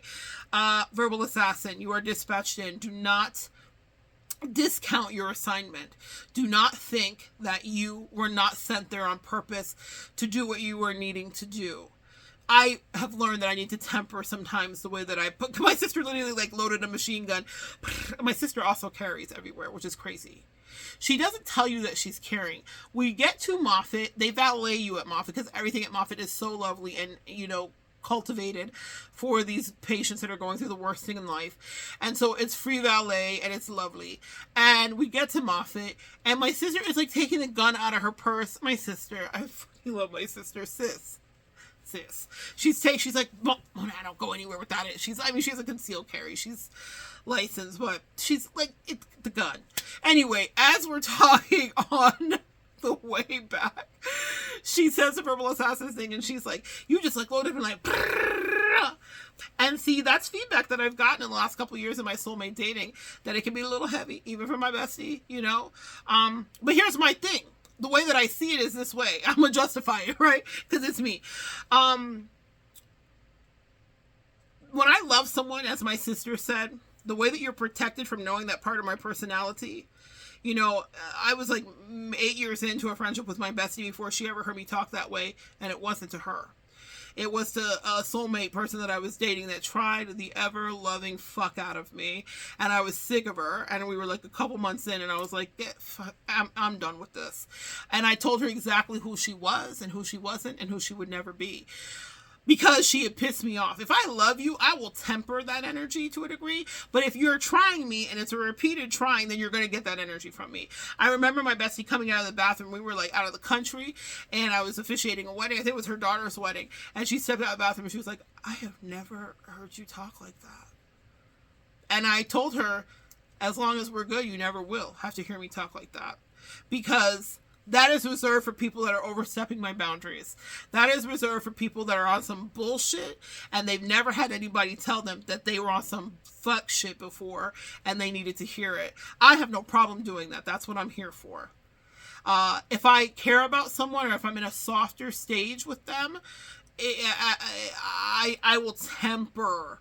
If I withhold it, like, as my sister said, she was like, I knew you were pissed when you stopped talking. If I stop talking to you, that's it. I don't have anything else. If I stop talking to you, about you, I don't have anything else. Because I realize it's above me now. It's above me now. And it means that it's now going to be in the hand of whatever karmic lesson you'll get, because I couldn't make an effect. I couldn't communicate. I couldn't reason with you. And that's the point that I got to my sister with, was exasperation. When I get exasperated with somebody, I'm done, because I have a master's, metaphysically speaking and metaphorically speaking, in communications. I really don't have a master's in communications. And before I leave here, I'll have a PhD, honorary. God did. But what it means is that I spend a lot of time focusing on communication of all kinds, subterranean, above the board, below the board, hieroglyphics, everything. I care about how we connect with each other through words. So if I can't make a difference and someone repeatedly wants to gaslight me and play in my face like I'm a stupid, biggest insult, and then I'm like, okay, well, you win. You can do it your way now. And so when my sister said the verbal assassin thing, I laughed about that with her, and I said, but sis, that's just, it never happens unless someone has pushed me to that point. I don't feel no ways about it because some of us not everyone has this gift and not everyone's supposed to do it. So don't just be cussing out everybody randomly. But I remember getting in trouble for cussing out people even in corporate America because they were lying and playing like weird politicky games, and I didn't understand that. It's so funny. I feel like we Earth Angels sometimes can be like neurodivergent. Like, I don't get how regular people work. I feel very alien sometimes when I'm like listening and watching them. I'm not autistic or anything like that. I'm not on the spectrum. I don't think. Maybe I am. I don't know. I don't think I am. But the way that I feel is sometimes how I hear autistic people, like when we watch these things like on TikTok and stuff, like when they're describing how they like miss social cues and they're like, whatever. I'm not missing social cues, so I don't think that I'm autistic, but I definitely have some weird thing where I'm like, what's wrong with you humans? Like, I feel so out of place. Do y'all ever feel that way? Like, God, why is everybody such a liar? Why is everybody lying? It's so weird. But, here's the thing. I have lied to myself. So sometimes when that gets mirrored back to you, you have to ask, when was I lying to myself? And that's something that I always do. I'm like, how mad can I be at this person? How long will I hold a grudge about this? Because truthfully, I've lied to myself too. And I've gaslit myself about people too. Like, I gaslit me, okay? They did too, but I was like, yay! Let's gaslight. Let's gaslight together. Y'all can relate if you out there as an empath. But don't be afraid to be a verbal assassin. I wear it with a badge of honor now because I know it never comes out unless it needs to. If someone oversteps their boundaries with me or they do something, they know that's there. My bestie maybe needs to see that about me and know that I'm capable about that. That's my shadow side. If I love you, you'll be so protected from that. And that's why, as my sister pointed out, when I do flip, it's a surprise. Because I will never let someone that I'm in love with, someone that I care about, someone that I love, like my sibling or whatever, feel that. That werewolf shit where you like turn into a werewolf. I withhold that because I know how powerful it is. And when I get to that point, it means I'm done with you. Because if I'm going to say what I'm going to say to you, it means that you need a cleaning from the depths of your soul. It means that you're rotten. It means that something's infected and fucked up in you. That you have been bleeding and pussing on other people and treating other people in this manner, whatever way I'm about to surgically cut out. And I want you to see it pulsing and bloody and oozing in your hands and take fucking responsibility for that. And after that, I'm a surgeon. So what that means is that my surgical assistants, i.e. angels, ancestors, maybe the karmic people in their life, will take up. And they are not trained always so right. Meaning I'm very precise about what I'm doing. And that means that someone else might just be like a CNA, and they might not know how to scrub up perfectly, and they might be scrubbing their hands for 20 minutes like I do before I go into surgery. So whatever they might leave in you when they sew you up, whatever infection they didn't get all the way out, that's what you signed up for if it comes to that point where I gotta verbally assassinate you with my mouth. It means that I don't care about what happens. The surgery's done. I'm out. Okay? Now a surgeon will close up those sutures, but if I get that frustrated with someone because I am human, then I'm like, good luck, angels. I hope someone can take it from here. I'm walking out like this with my gloves up. I hope someone can someone close them up? That's how I feel about it. So if I get to that point, that means I don't give a damn. I don't care about what antibiotics you're prescribed. I don't care about your surgical aftercare. I don't give no damns anymore. It means I can walk away and forever be free in my mind and be like, I did my work. I did what you asked me to do, guys. And even with my sister, that's what it came to. When I said, I will hug you in heaven, deal with it. You will treat me right or you will not have me in your life. And now here's the close, finally, almost 2 hours later. Boy, I had to get that out. I miss you guys. I miss you guys. we were joking and going on almost to the end of our drive. And I was telling her, God, what a great day we had today. What a great day. We laughed so hard. I was like, I love you so much, sis. And I mean it. Because when I love someone, oh, the way I love you is so juicy. And I love her. And I was like, I just love you so much. And she says to me from her pain, but she makes it in jest because my sister is ever the jokester. She's the best sense of humor in our family. And she tells the best stories, like the funniest stories. And she was like, but you were going to throw me away. Like she said it like that. She's like, you were going to throw me away. And then I had to get back into teacher, Monette. Because I was never wanting to throw her away. Was I willing to hug her in heaven to forfeit being treated like shit on earth? That was one of the hardest. That was literally the hardest test I've had in my entire life. I get tested all the time with friends, with soulmates, with all that. That sister test almost took me out. I was sick about it. Only my bestie would know. She's the only one that could attest. It broke my fucking heart. I ruminated over it. Y'all know how we overthink empath. I was like, is this the right thing? Are you sure, angels? And then they kept giving me signs. My angels get very specific with me. I have a friend, Callie, and she got to see that my angels talk to me in letters, specifically. Like, they give me words because they love words. Like, well, anybody that's around me will see it. I don't know if they're always paying attention.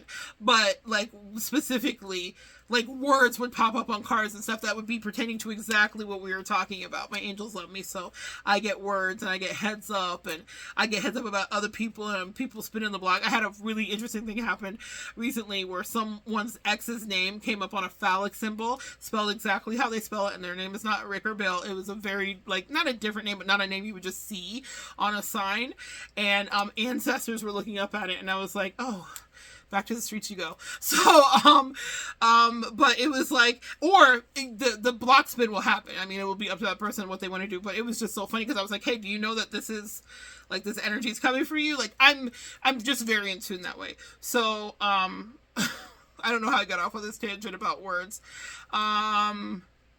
It broke my heart, though. It broke my heart. I was very... Oh, signs. Even if you know that you're being asked to dispatch or get away or stay or work or cut out something, pray for signs. Even if your signs are not like what I get. I get very direct messages. I get animal totems. It's freaky. I have a video coming up here. I'm going to show you a before and after animal totem, and you're going to understand what I mean by, like, my angels will show me something's progressively getting out of hand. So, what happened... in that moment when she said, but you wanted to throw me away, that was real pain that was coming up that she was trying to mask with humor, because it's still touchy for her. Yes, we did the work, but it's still touchy because she, like she said, she was like, you were so cold to me. I didn't even know that you had that in you. And I think people underestimate me. Maybe empath, they underestimate you too. I absolutely have that in me. After being treated like a doormat and having people think that they can just shit on me, and it happened to this day, to this very day, you'd be like, Monette, no, you must have casted all these lessons away. I can have someone new come in my life, love the shit out of me in the beginning, and then literally flip on me midway through, and then we're dealing with fuckery again. And it's like, my angels are just like, you just have to be by yourself. People can't handle your energy. There's only a few, like the bestie turned bully turned nice friend, that will come honestly and be like, I'm intimidated, or I'm jealous, or I'm concerned, or whatever. And I can work with that. You can stay around me with that because that's honest. I can deal with that. But when it's all this subterranean shit, I'm like, oh, fuck that. Ain't nobody got time. And it takes you off your path, empath. Whatever your path is, if you're spending a lot of time, like I was with my sister for a minute, in your head about what the fuck are they really doing, what are their intentions, why are they trying me like this, it takes you away from the work you have to do. And I have a classroom of people to teach. Y'all know, some of y'all caught me from on here.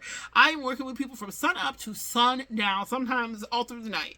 I'm working on boundaries with it, but I don't always get it right. But I am here on your behest to help you through your stuff. So I don't have time to be worried about freaking Monday morning quarterbacking mind games with my sister or whoever. It's just not a thing that I got on my bucket list. Now, when she said that to me, I knew it was a teachable moment. And this is what we will end it with. I said, sister, I was never going to throw you away, but I was not going to allow you to play in my face and manipulate me. And I said, and my kryptonite is when people are doing emotional games with me from the cult. It's such a trigger. When people are withholding and silent treating me from our father, such a trigger.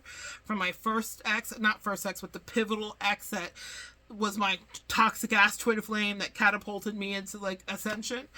I do not do that well. So people like to play that game with me. A little bit of withholding goes a long way with me. I'll never deal with you again.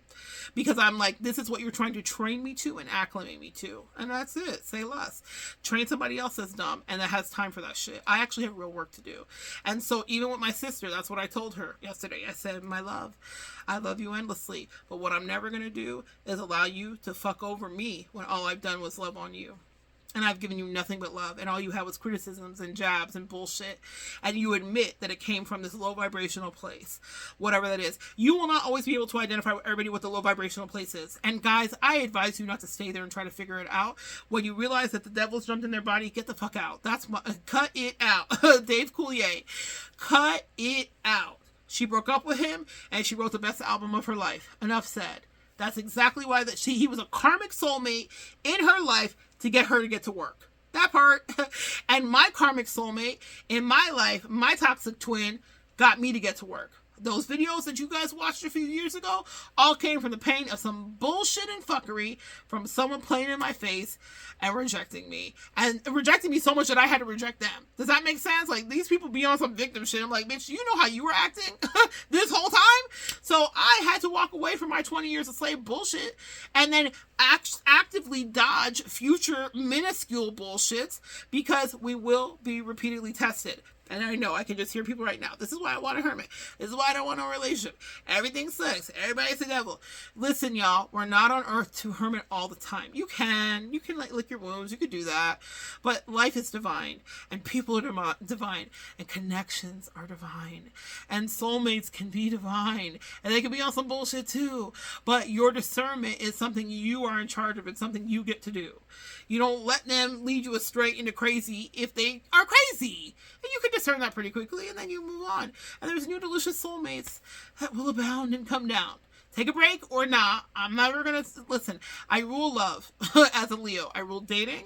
I rule romance. I rule mother cracking escapades and adventures and international travel and not espionage. Well, like, I guess psychic espionage. So I'm never going to be like, my heart's broken, love. Yeah, your heart gets broken. And then you get back up. Okay? If at first you know to see, you dust yourself off and try again.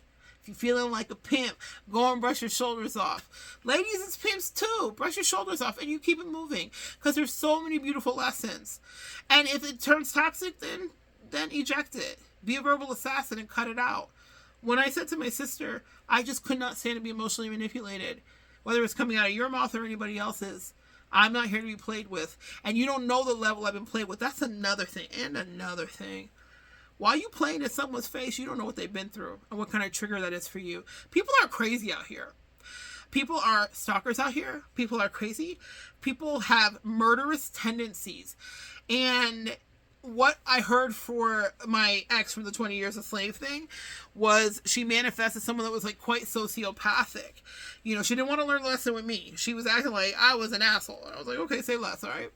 But what she got, oh God, what she got. She can't leave it. She can't abandon it. She's stuck in this like hellish nightmare. She wanted someone to be obsessed with her because her idea of love was obsession and codependency. And she was like, fuck all with me because I was not feeding into that. I can love you and I can be, you know, a little bit like, you're my favorite booski. But I'm not going to be disrespectful and breaching your boundaries and like... You know, just a lot of things, anyway, that happened there. So be careful with people. When I'm counseling some of these people, God bless, people are crazy out here. Like, truly, really, actually crazy. So don't play in people's face. If you have an opportunity, like, I heard a song that Taylor Swift wrote recently, and she said, she wrote about Taylor Lautner, the guy from Twilight. And she said he was such a great, I think it's like, I think about December and remember when she said he was like the best boyfriend she ever had, and she was like an asshole to him. Taylor Swift, an asshole? Who would have thunk it? So she was really mean to him. She was really bitchy to him. She treated him badly. She cheated on him.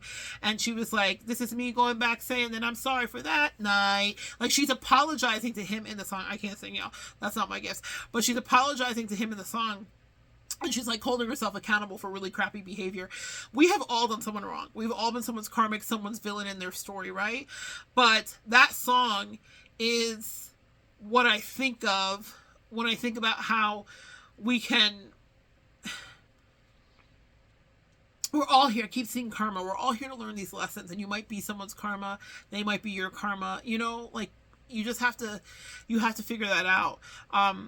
Sometimes you haven't done anything to anybody to deserve that behavior. I think he later came out on stage with her years later and they embraced. He had a wife and he was happy and moved on.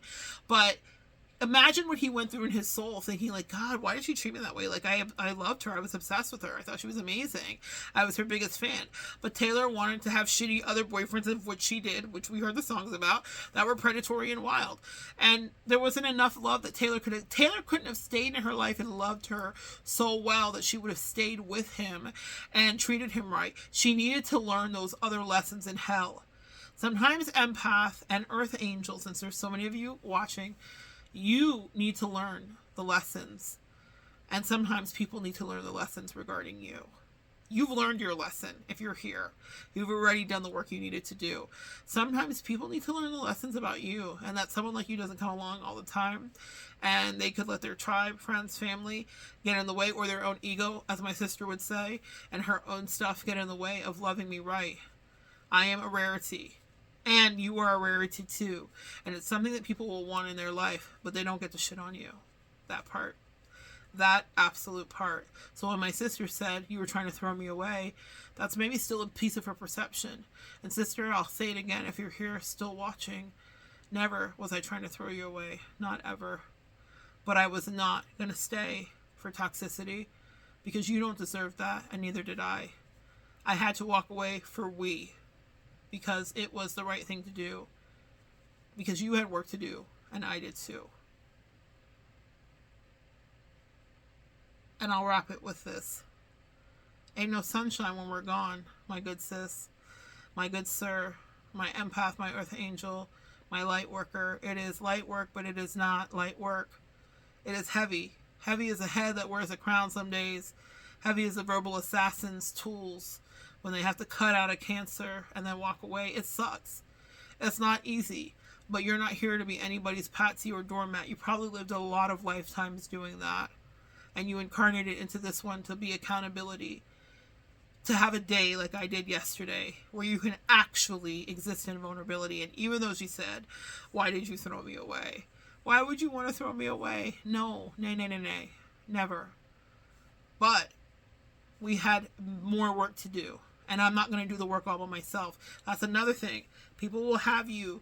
They'll trick you, empath. We heavy lifters. We love to do a lot of work. You'll overgive and overgive. I am guilty of this to this day. When I love someone, I give too much. And then they're either suspicious of it, which is just fascinating to me. Because I'm like, out of all the people that have used you and treated you like shit, you're suspicious of me. Okay, well, on some Usher shit, watch this. The universe will show them better than I could ever tell them. But they're suspicious of it, or they push it away, or they're judgmental, or they're weird, or they're snarky, like my sister was being with me. And what my sister really said to me yesterday, which just touched my heart, is that being with you makes me so happy. It makes me happy too, being with her, but I wasn't going to be with her and be unhappy. Sometimes people will see your happiness and they'll want to take that. They don't even know why. That's why I say demons jump in and out of people's bodies. Like, I don't think every person that I've ever connected with, soulmate dated, that was a bestie that's now an XD, I don't think they're terrible people. I think that we might have finished the mission we had together, or that whatever was in my energy was always going to trigger theirs, and that with someone else, they'd be much better. They'd be more respectful. They would try harder. They'd be less bullshitty. They'd be less mean and cruel and cold, or whatever they were to me. Less withholding. Maybe they'll try more and give to someone else. So leave people and let them have an opportunity to work on themselves. That is the real message from my sister. I left and gave her an opportunity to work on herself. And I was there waiting on the shelf. Now, I'm not always waiting for everybody, and you shouldn't either. She's a rarity because she's my sister, and this is actually, as you understand, a huge exception considering her prognosis. So, reconciliation was in the books, and it was ordered by my angels. They told me a year before. We didn't talk for a year and a half. 6 months into that year, they were like, you got to go back. And I ran away for another year on some like that, I'm not going back. I hate it over there. And my angels were like, nah. That's not how your story ends with her. You will reconcile with her. And I was like, only she does her work. I was petulant. I was a baby. I was a child too with them. I cuss out my angels all the time. I was like, only she does her work. I'm not doing it. They said, don't worry about her. Do your work. Your work is we ask you to do this.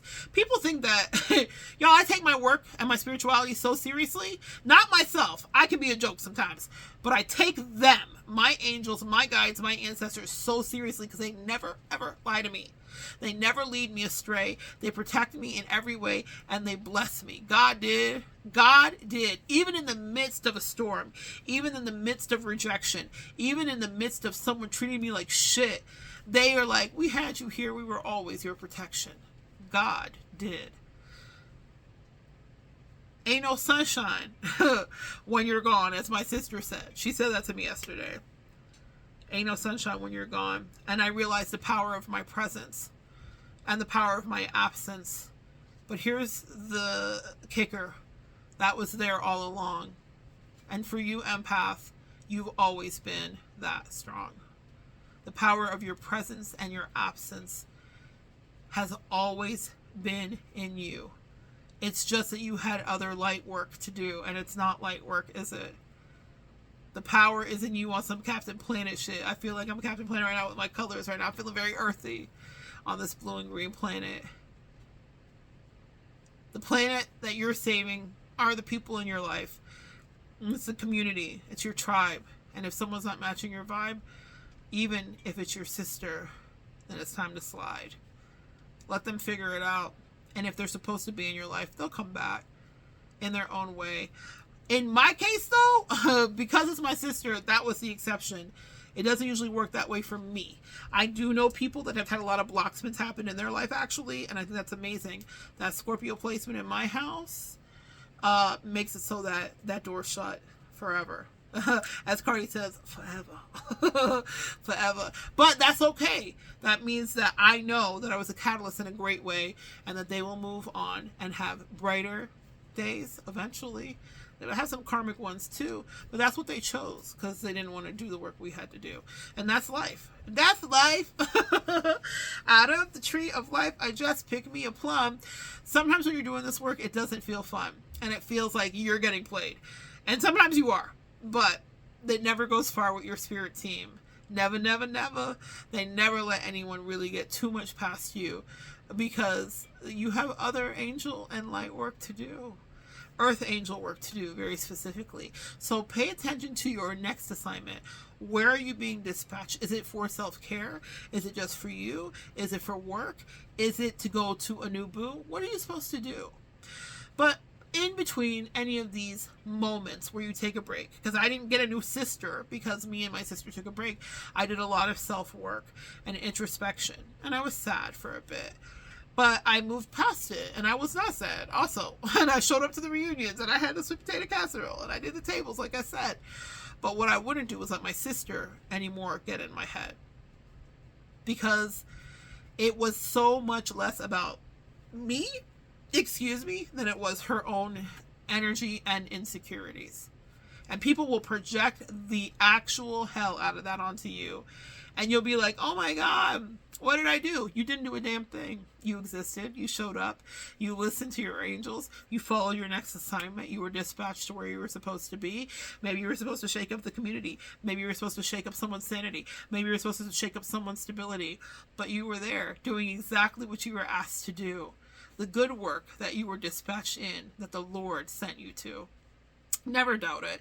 Even if it feels like despair and pain and rejection and it makes you insane, disconnect when you feel that. Confusion is of the devil. Anytime I feel confused or brain fogged around someone, I'm like, you want some fuck shit, and it doesn't have anything to do with me. Try not to take it personally. That's a great lesson I learned from a soulmate friend recently. Try not to take it personally. We didn't connect. She wrote me and we just didn't connect for a while, and when we finally connect, she was so sweet and gracious, and I was like, oh my god, I'm so sorry. I get a lot of emails, and I'm busy on. Sometimes I miss them.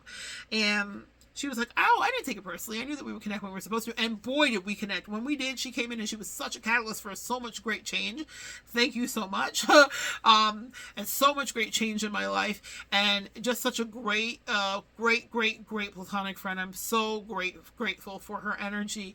But we had an assignment. It wasn't the year when she wrote me. It was for the time that it came in. And we were both able to be of service to each other and be good, energetic friends to one another. And I'm grateful. So I learned from her specifically not to take something personal. I was like, God, I would have never talked to me. And she was like, oh no, I don't take stuff like that personal. I know that there's divine assignments at work.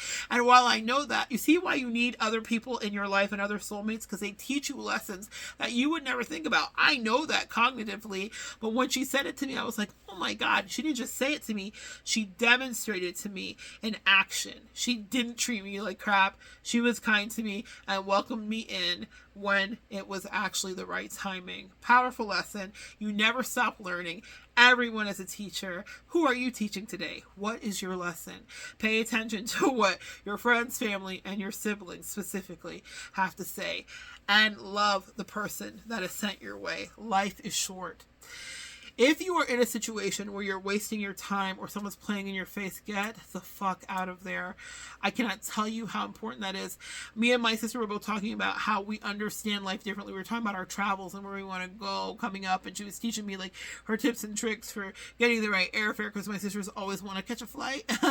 Apple bottom, make her take a bite. Like, she's always on a flight. She's living her best life, especially with her diagnosis. And me too. I went through a lot of medical stuff similar, not like similar to her, but like life changing and almost life ending for sure. And it made me be like, get on a flight, go here, go there, and don't take no for an answer. If I have to go by myself, I'm gonna get there. And it's because life is short. And so the work I do is centered around love. Very often I'm counseling people about love and relationships. I wish everybody, I wouldn't wish what's going on with my sister on anybody. I wouldn't even wish what I went through on anybody. It was fucking a nightmare. I'm not going to lie. But I'm going to tell you this. The reality that life is finite and that you don't have time to waste with people that are bullshitting you is so powerful. And until you have that, when you're an able-bodied, healthy person, you do not understand the way that you will cut people out of your life that are playing in your fucking face. It's just so easy. Once you know, like, oh my God, I could die tomorrow. Or I almost died. Like, it changes things. And as I stood at that place, my angels showed me. Oh, y'all, every time I think I'm about to finish, they showed me the ghost. I was in the cancer hospital and I saw who was going to go. And I don't usually get visions like that. I saw people as ghosts. And so more than half the people that I was looking at weren't going to be there. And when you see something like that and you're standing next to a sister that is, I still can't wrap my mind around it, even looking at her medical stuff and hearing the doctor speak, that is going to be a reality for this person that's so vibrant in my life. Like, it's, I'm struggling with that. I'm struggling with that. Even as a metaphysical, spiritual person, I'm struggling with how vibrant she is and her reality. Don't let people waste your time, y'all, because life is not promised. And I was an able-bodied person until I wasn't. And it happened just like that. And it was freaky, and nobody understood why. There was no rhyme or reason that they tried to diagnose me for. They tried. They really were. They're like, you got this, you got that. I didn't have this or that. I had a spiritual attack. I had a massive attack. I had a breakdown. I had an immune system breakdown. But I didn't have this or that. All they could do was keep me alive. Thank God for a good surgeon, right? Thank God for a good surgeon, right? They kept me alive. But it makes me look at life differently. And it makes me look at all of your relationships differently when I'm counseling you. And it makes me look at my relationships differently. if departing from my sister for a short time was the hardest thing I had to do, anything else is easy. And also, when you are, some of you guys are in these relationships for many, many, many, many years with people, and your needs are not being fulfilled in whatever way. And like, I have a unique situation in my life, guys. I'm just gonna just TMI and full disclaimer. I have a life partner, but my life partner doesn't love travel and all that other stuff. So I outsource those connections with people. And my life partner knows about it, and it's fully sanctioned off and signed and all of that stuff. Y'all know I'm bisexual, so I usually am traveling with a girl or a friend or something like that. My husband is a man. It was so funny the other day. I'll share this with you guys. He texted me morning texts and, have the best day, be the best person you are today, and like have an amazing day with your clients and whatever. And words of affirmation are not his thing. Message: people can learn to love you in your affirmation style. So he tries. God bless his heart. He really does try, and I really appreciate that. And I have a lisp, as y'all know, and my sister, it's so funny. My sister thinks my lisp is adorable and has poked fun at me about my lisp. And we had a nice, like, come to Jesus about it, and it was really funny to me. But I was like, I think of her every time because she's like, that's so adorable. And I was talking into the phone, and I call my husband Squirrel, right? So I was like, oh, I love you, Squirrel. Like I said, I love you, Squirrel. But because I have a lisp, what my phone heard was, I love these girls. And I just hit send before I even read it, because I was like recording. I was doing something else, and I was like, oh, I love you, Squirrel. And I hit send. And I was like, oh shit, I meant to say I love you, Squirrel, not I love these girls. It was hilarious. And he sent it back to me, and he was with his like work buddy, and he's known this woman and her husband for many, many years. So they're like, he's like godfather to their beautiful kids. They have like these redheaded, like Irish kids. They're so freaking, their name McKenna and something else. Like, they're like the most Irish, magical, beautiful, like little fairies. So cute. But in any case, his coworker Janelle, she's like, Janelle said to tell you it's okay that you love these girls. I live my truth out loud. I don't hide who I am. I'm not, I don't lie. I'm so clear. And I was so grateful for that moment, because I was like, look at my life. Like, that's not a lot of people's reality. Life is too short to live a lie. Does that make sense? I love that me and my husband were having a funny chat about an accident, and the autocorrect of it all. But the fact that it happened was adorable to me, because my husband knows exactly who I am and who I'm called to be. And that means that I make myself happy. Life is too short to not make yourself happy. But also, in that same vein, life is too short to have someone in your life driving you insane, and or being purposefully playing games or power trips with you. Life is too short for that shit. Like, I almost died. I don't have time for it, sis. I don't have time for it, sir. I don't have time for it, ma'am. And you don't either. I don't want you to ever have to have the experience that my sister is having, where she's like, we about to catch all these flights because life is lifing and I got to get the fuck out of here. Apparently, she's like, my ticket is punched, sis. When I'm in weeping tears and she's telling me to be strong and like whatever, she was like, no, this is just life. This is just the cards we're dealt. I'm going to have the best time until I'm out of here. Have the best time until you're out of here. I want some of you guys today, y'all don't need to do a session with me. We just did one, okay? You look at your folks around you and take an inventory of your life. And if you're not getting reciprocity in what you feel is right, what are you waiting for? Life is too short. And being around my sister clarifies that so much for me. I have my own experience, but we can forget. We be forgetting, right? But when I'm around someone like her that's literally fighting for her life, I think about how many hours I spent talking to folks like you who are allowed to love and who have love work to do. But if it's tearing you apart, and if it's making you cry tear soup, I'm looking at a book on my bookshelf, and you're in mourning and always like in anguish, and someone is treating you badly, maybe you're not even in that deep of anguish, but you're just not getting what you deserve, set yourself free. I promise you, the hardest part of setting yourself free is doing it. After that, it's pretty much levity.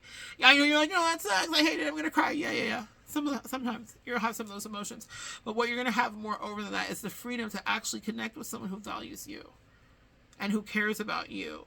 Or in my sister-in-law's case, someone who will circle back and be like, I see you and I respect you.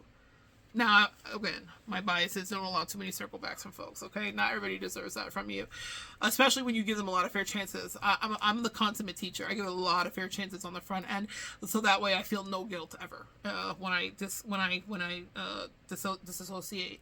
But with my sister, I did feel guilt, and I had guilt on me, okay? But it wasn't enough guilt to break me. The only reason we reconciled is because she did her work and she handled her own spiritual energy and she took absolute and full responsibility and accountability. I can't talk anymore. I love you guys so much. Thank you again for inviting me into your life. It is so good sharing energy with you. I hope you got something out of this, at least a few nuggets, one or two.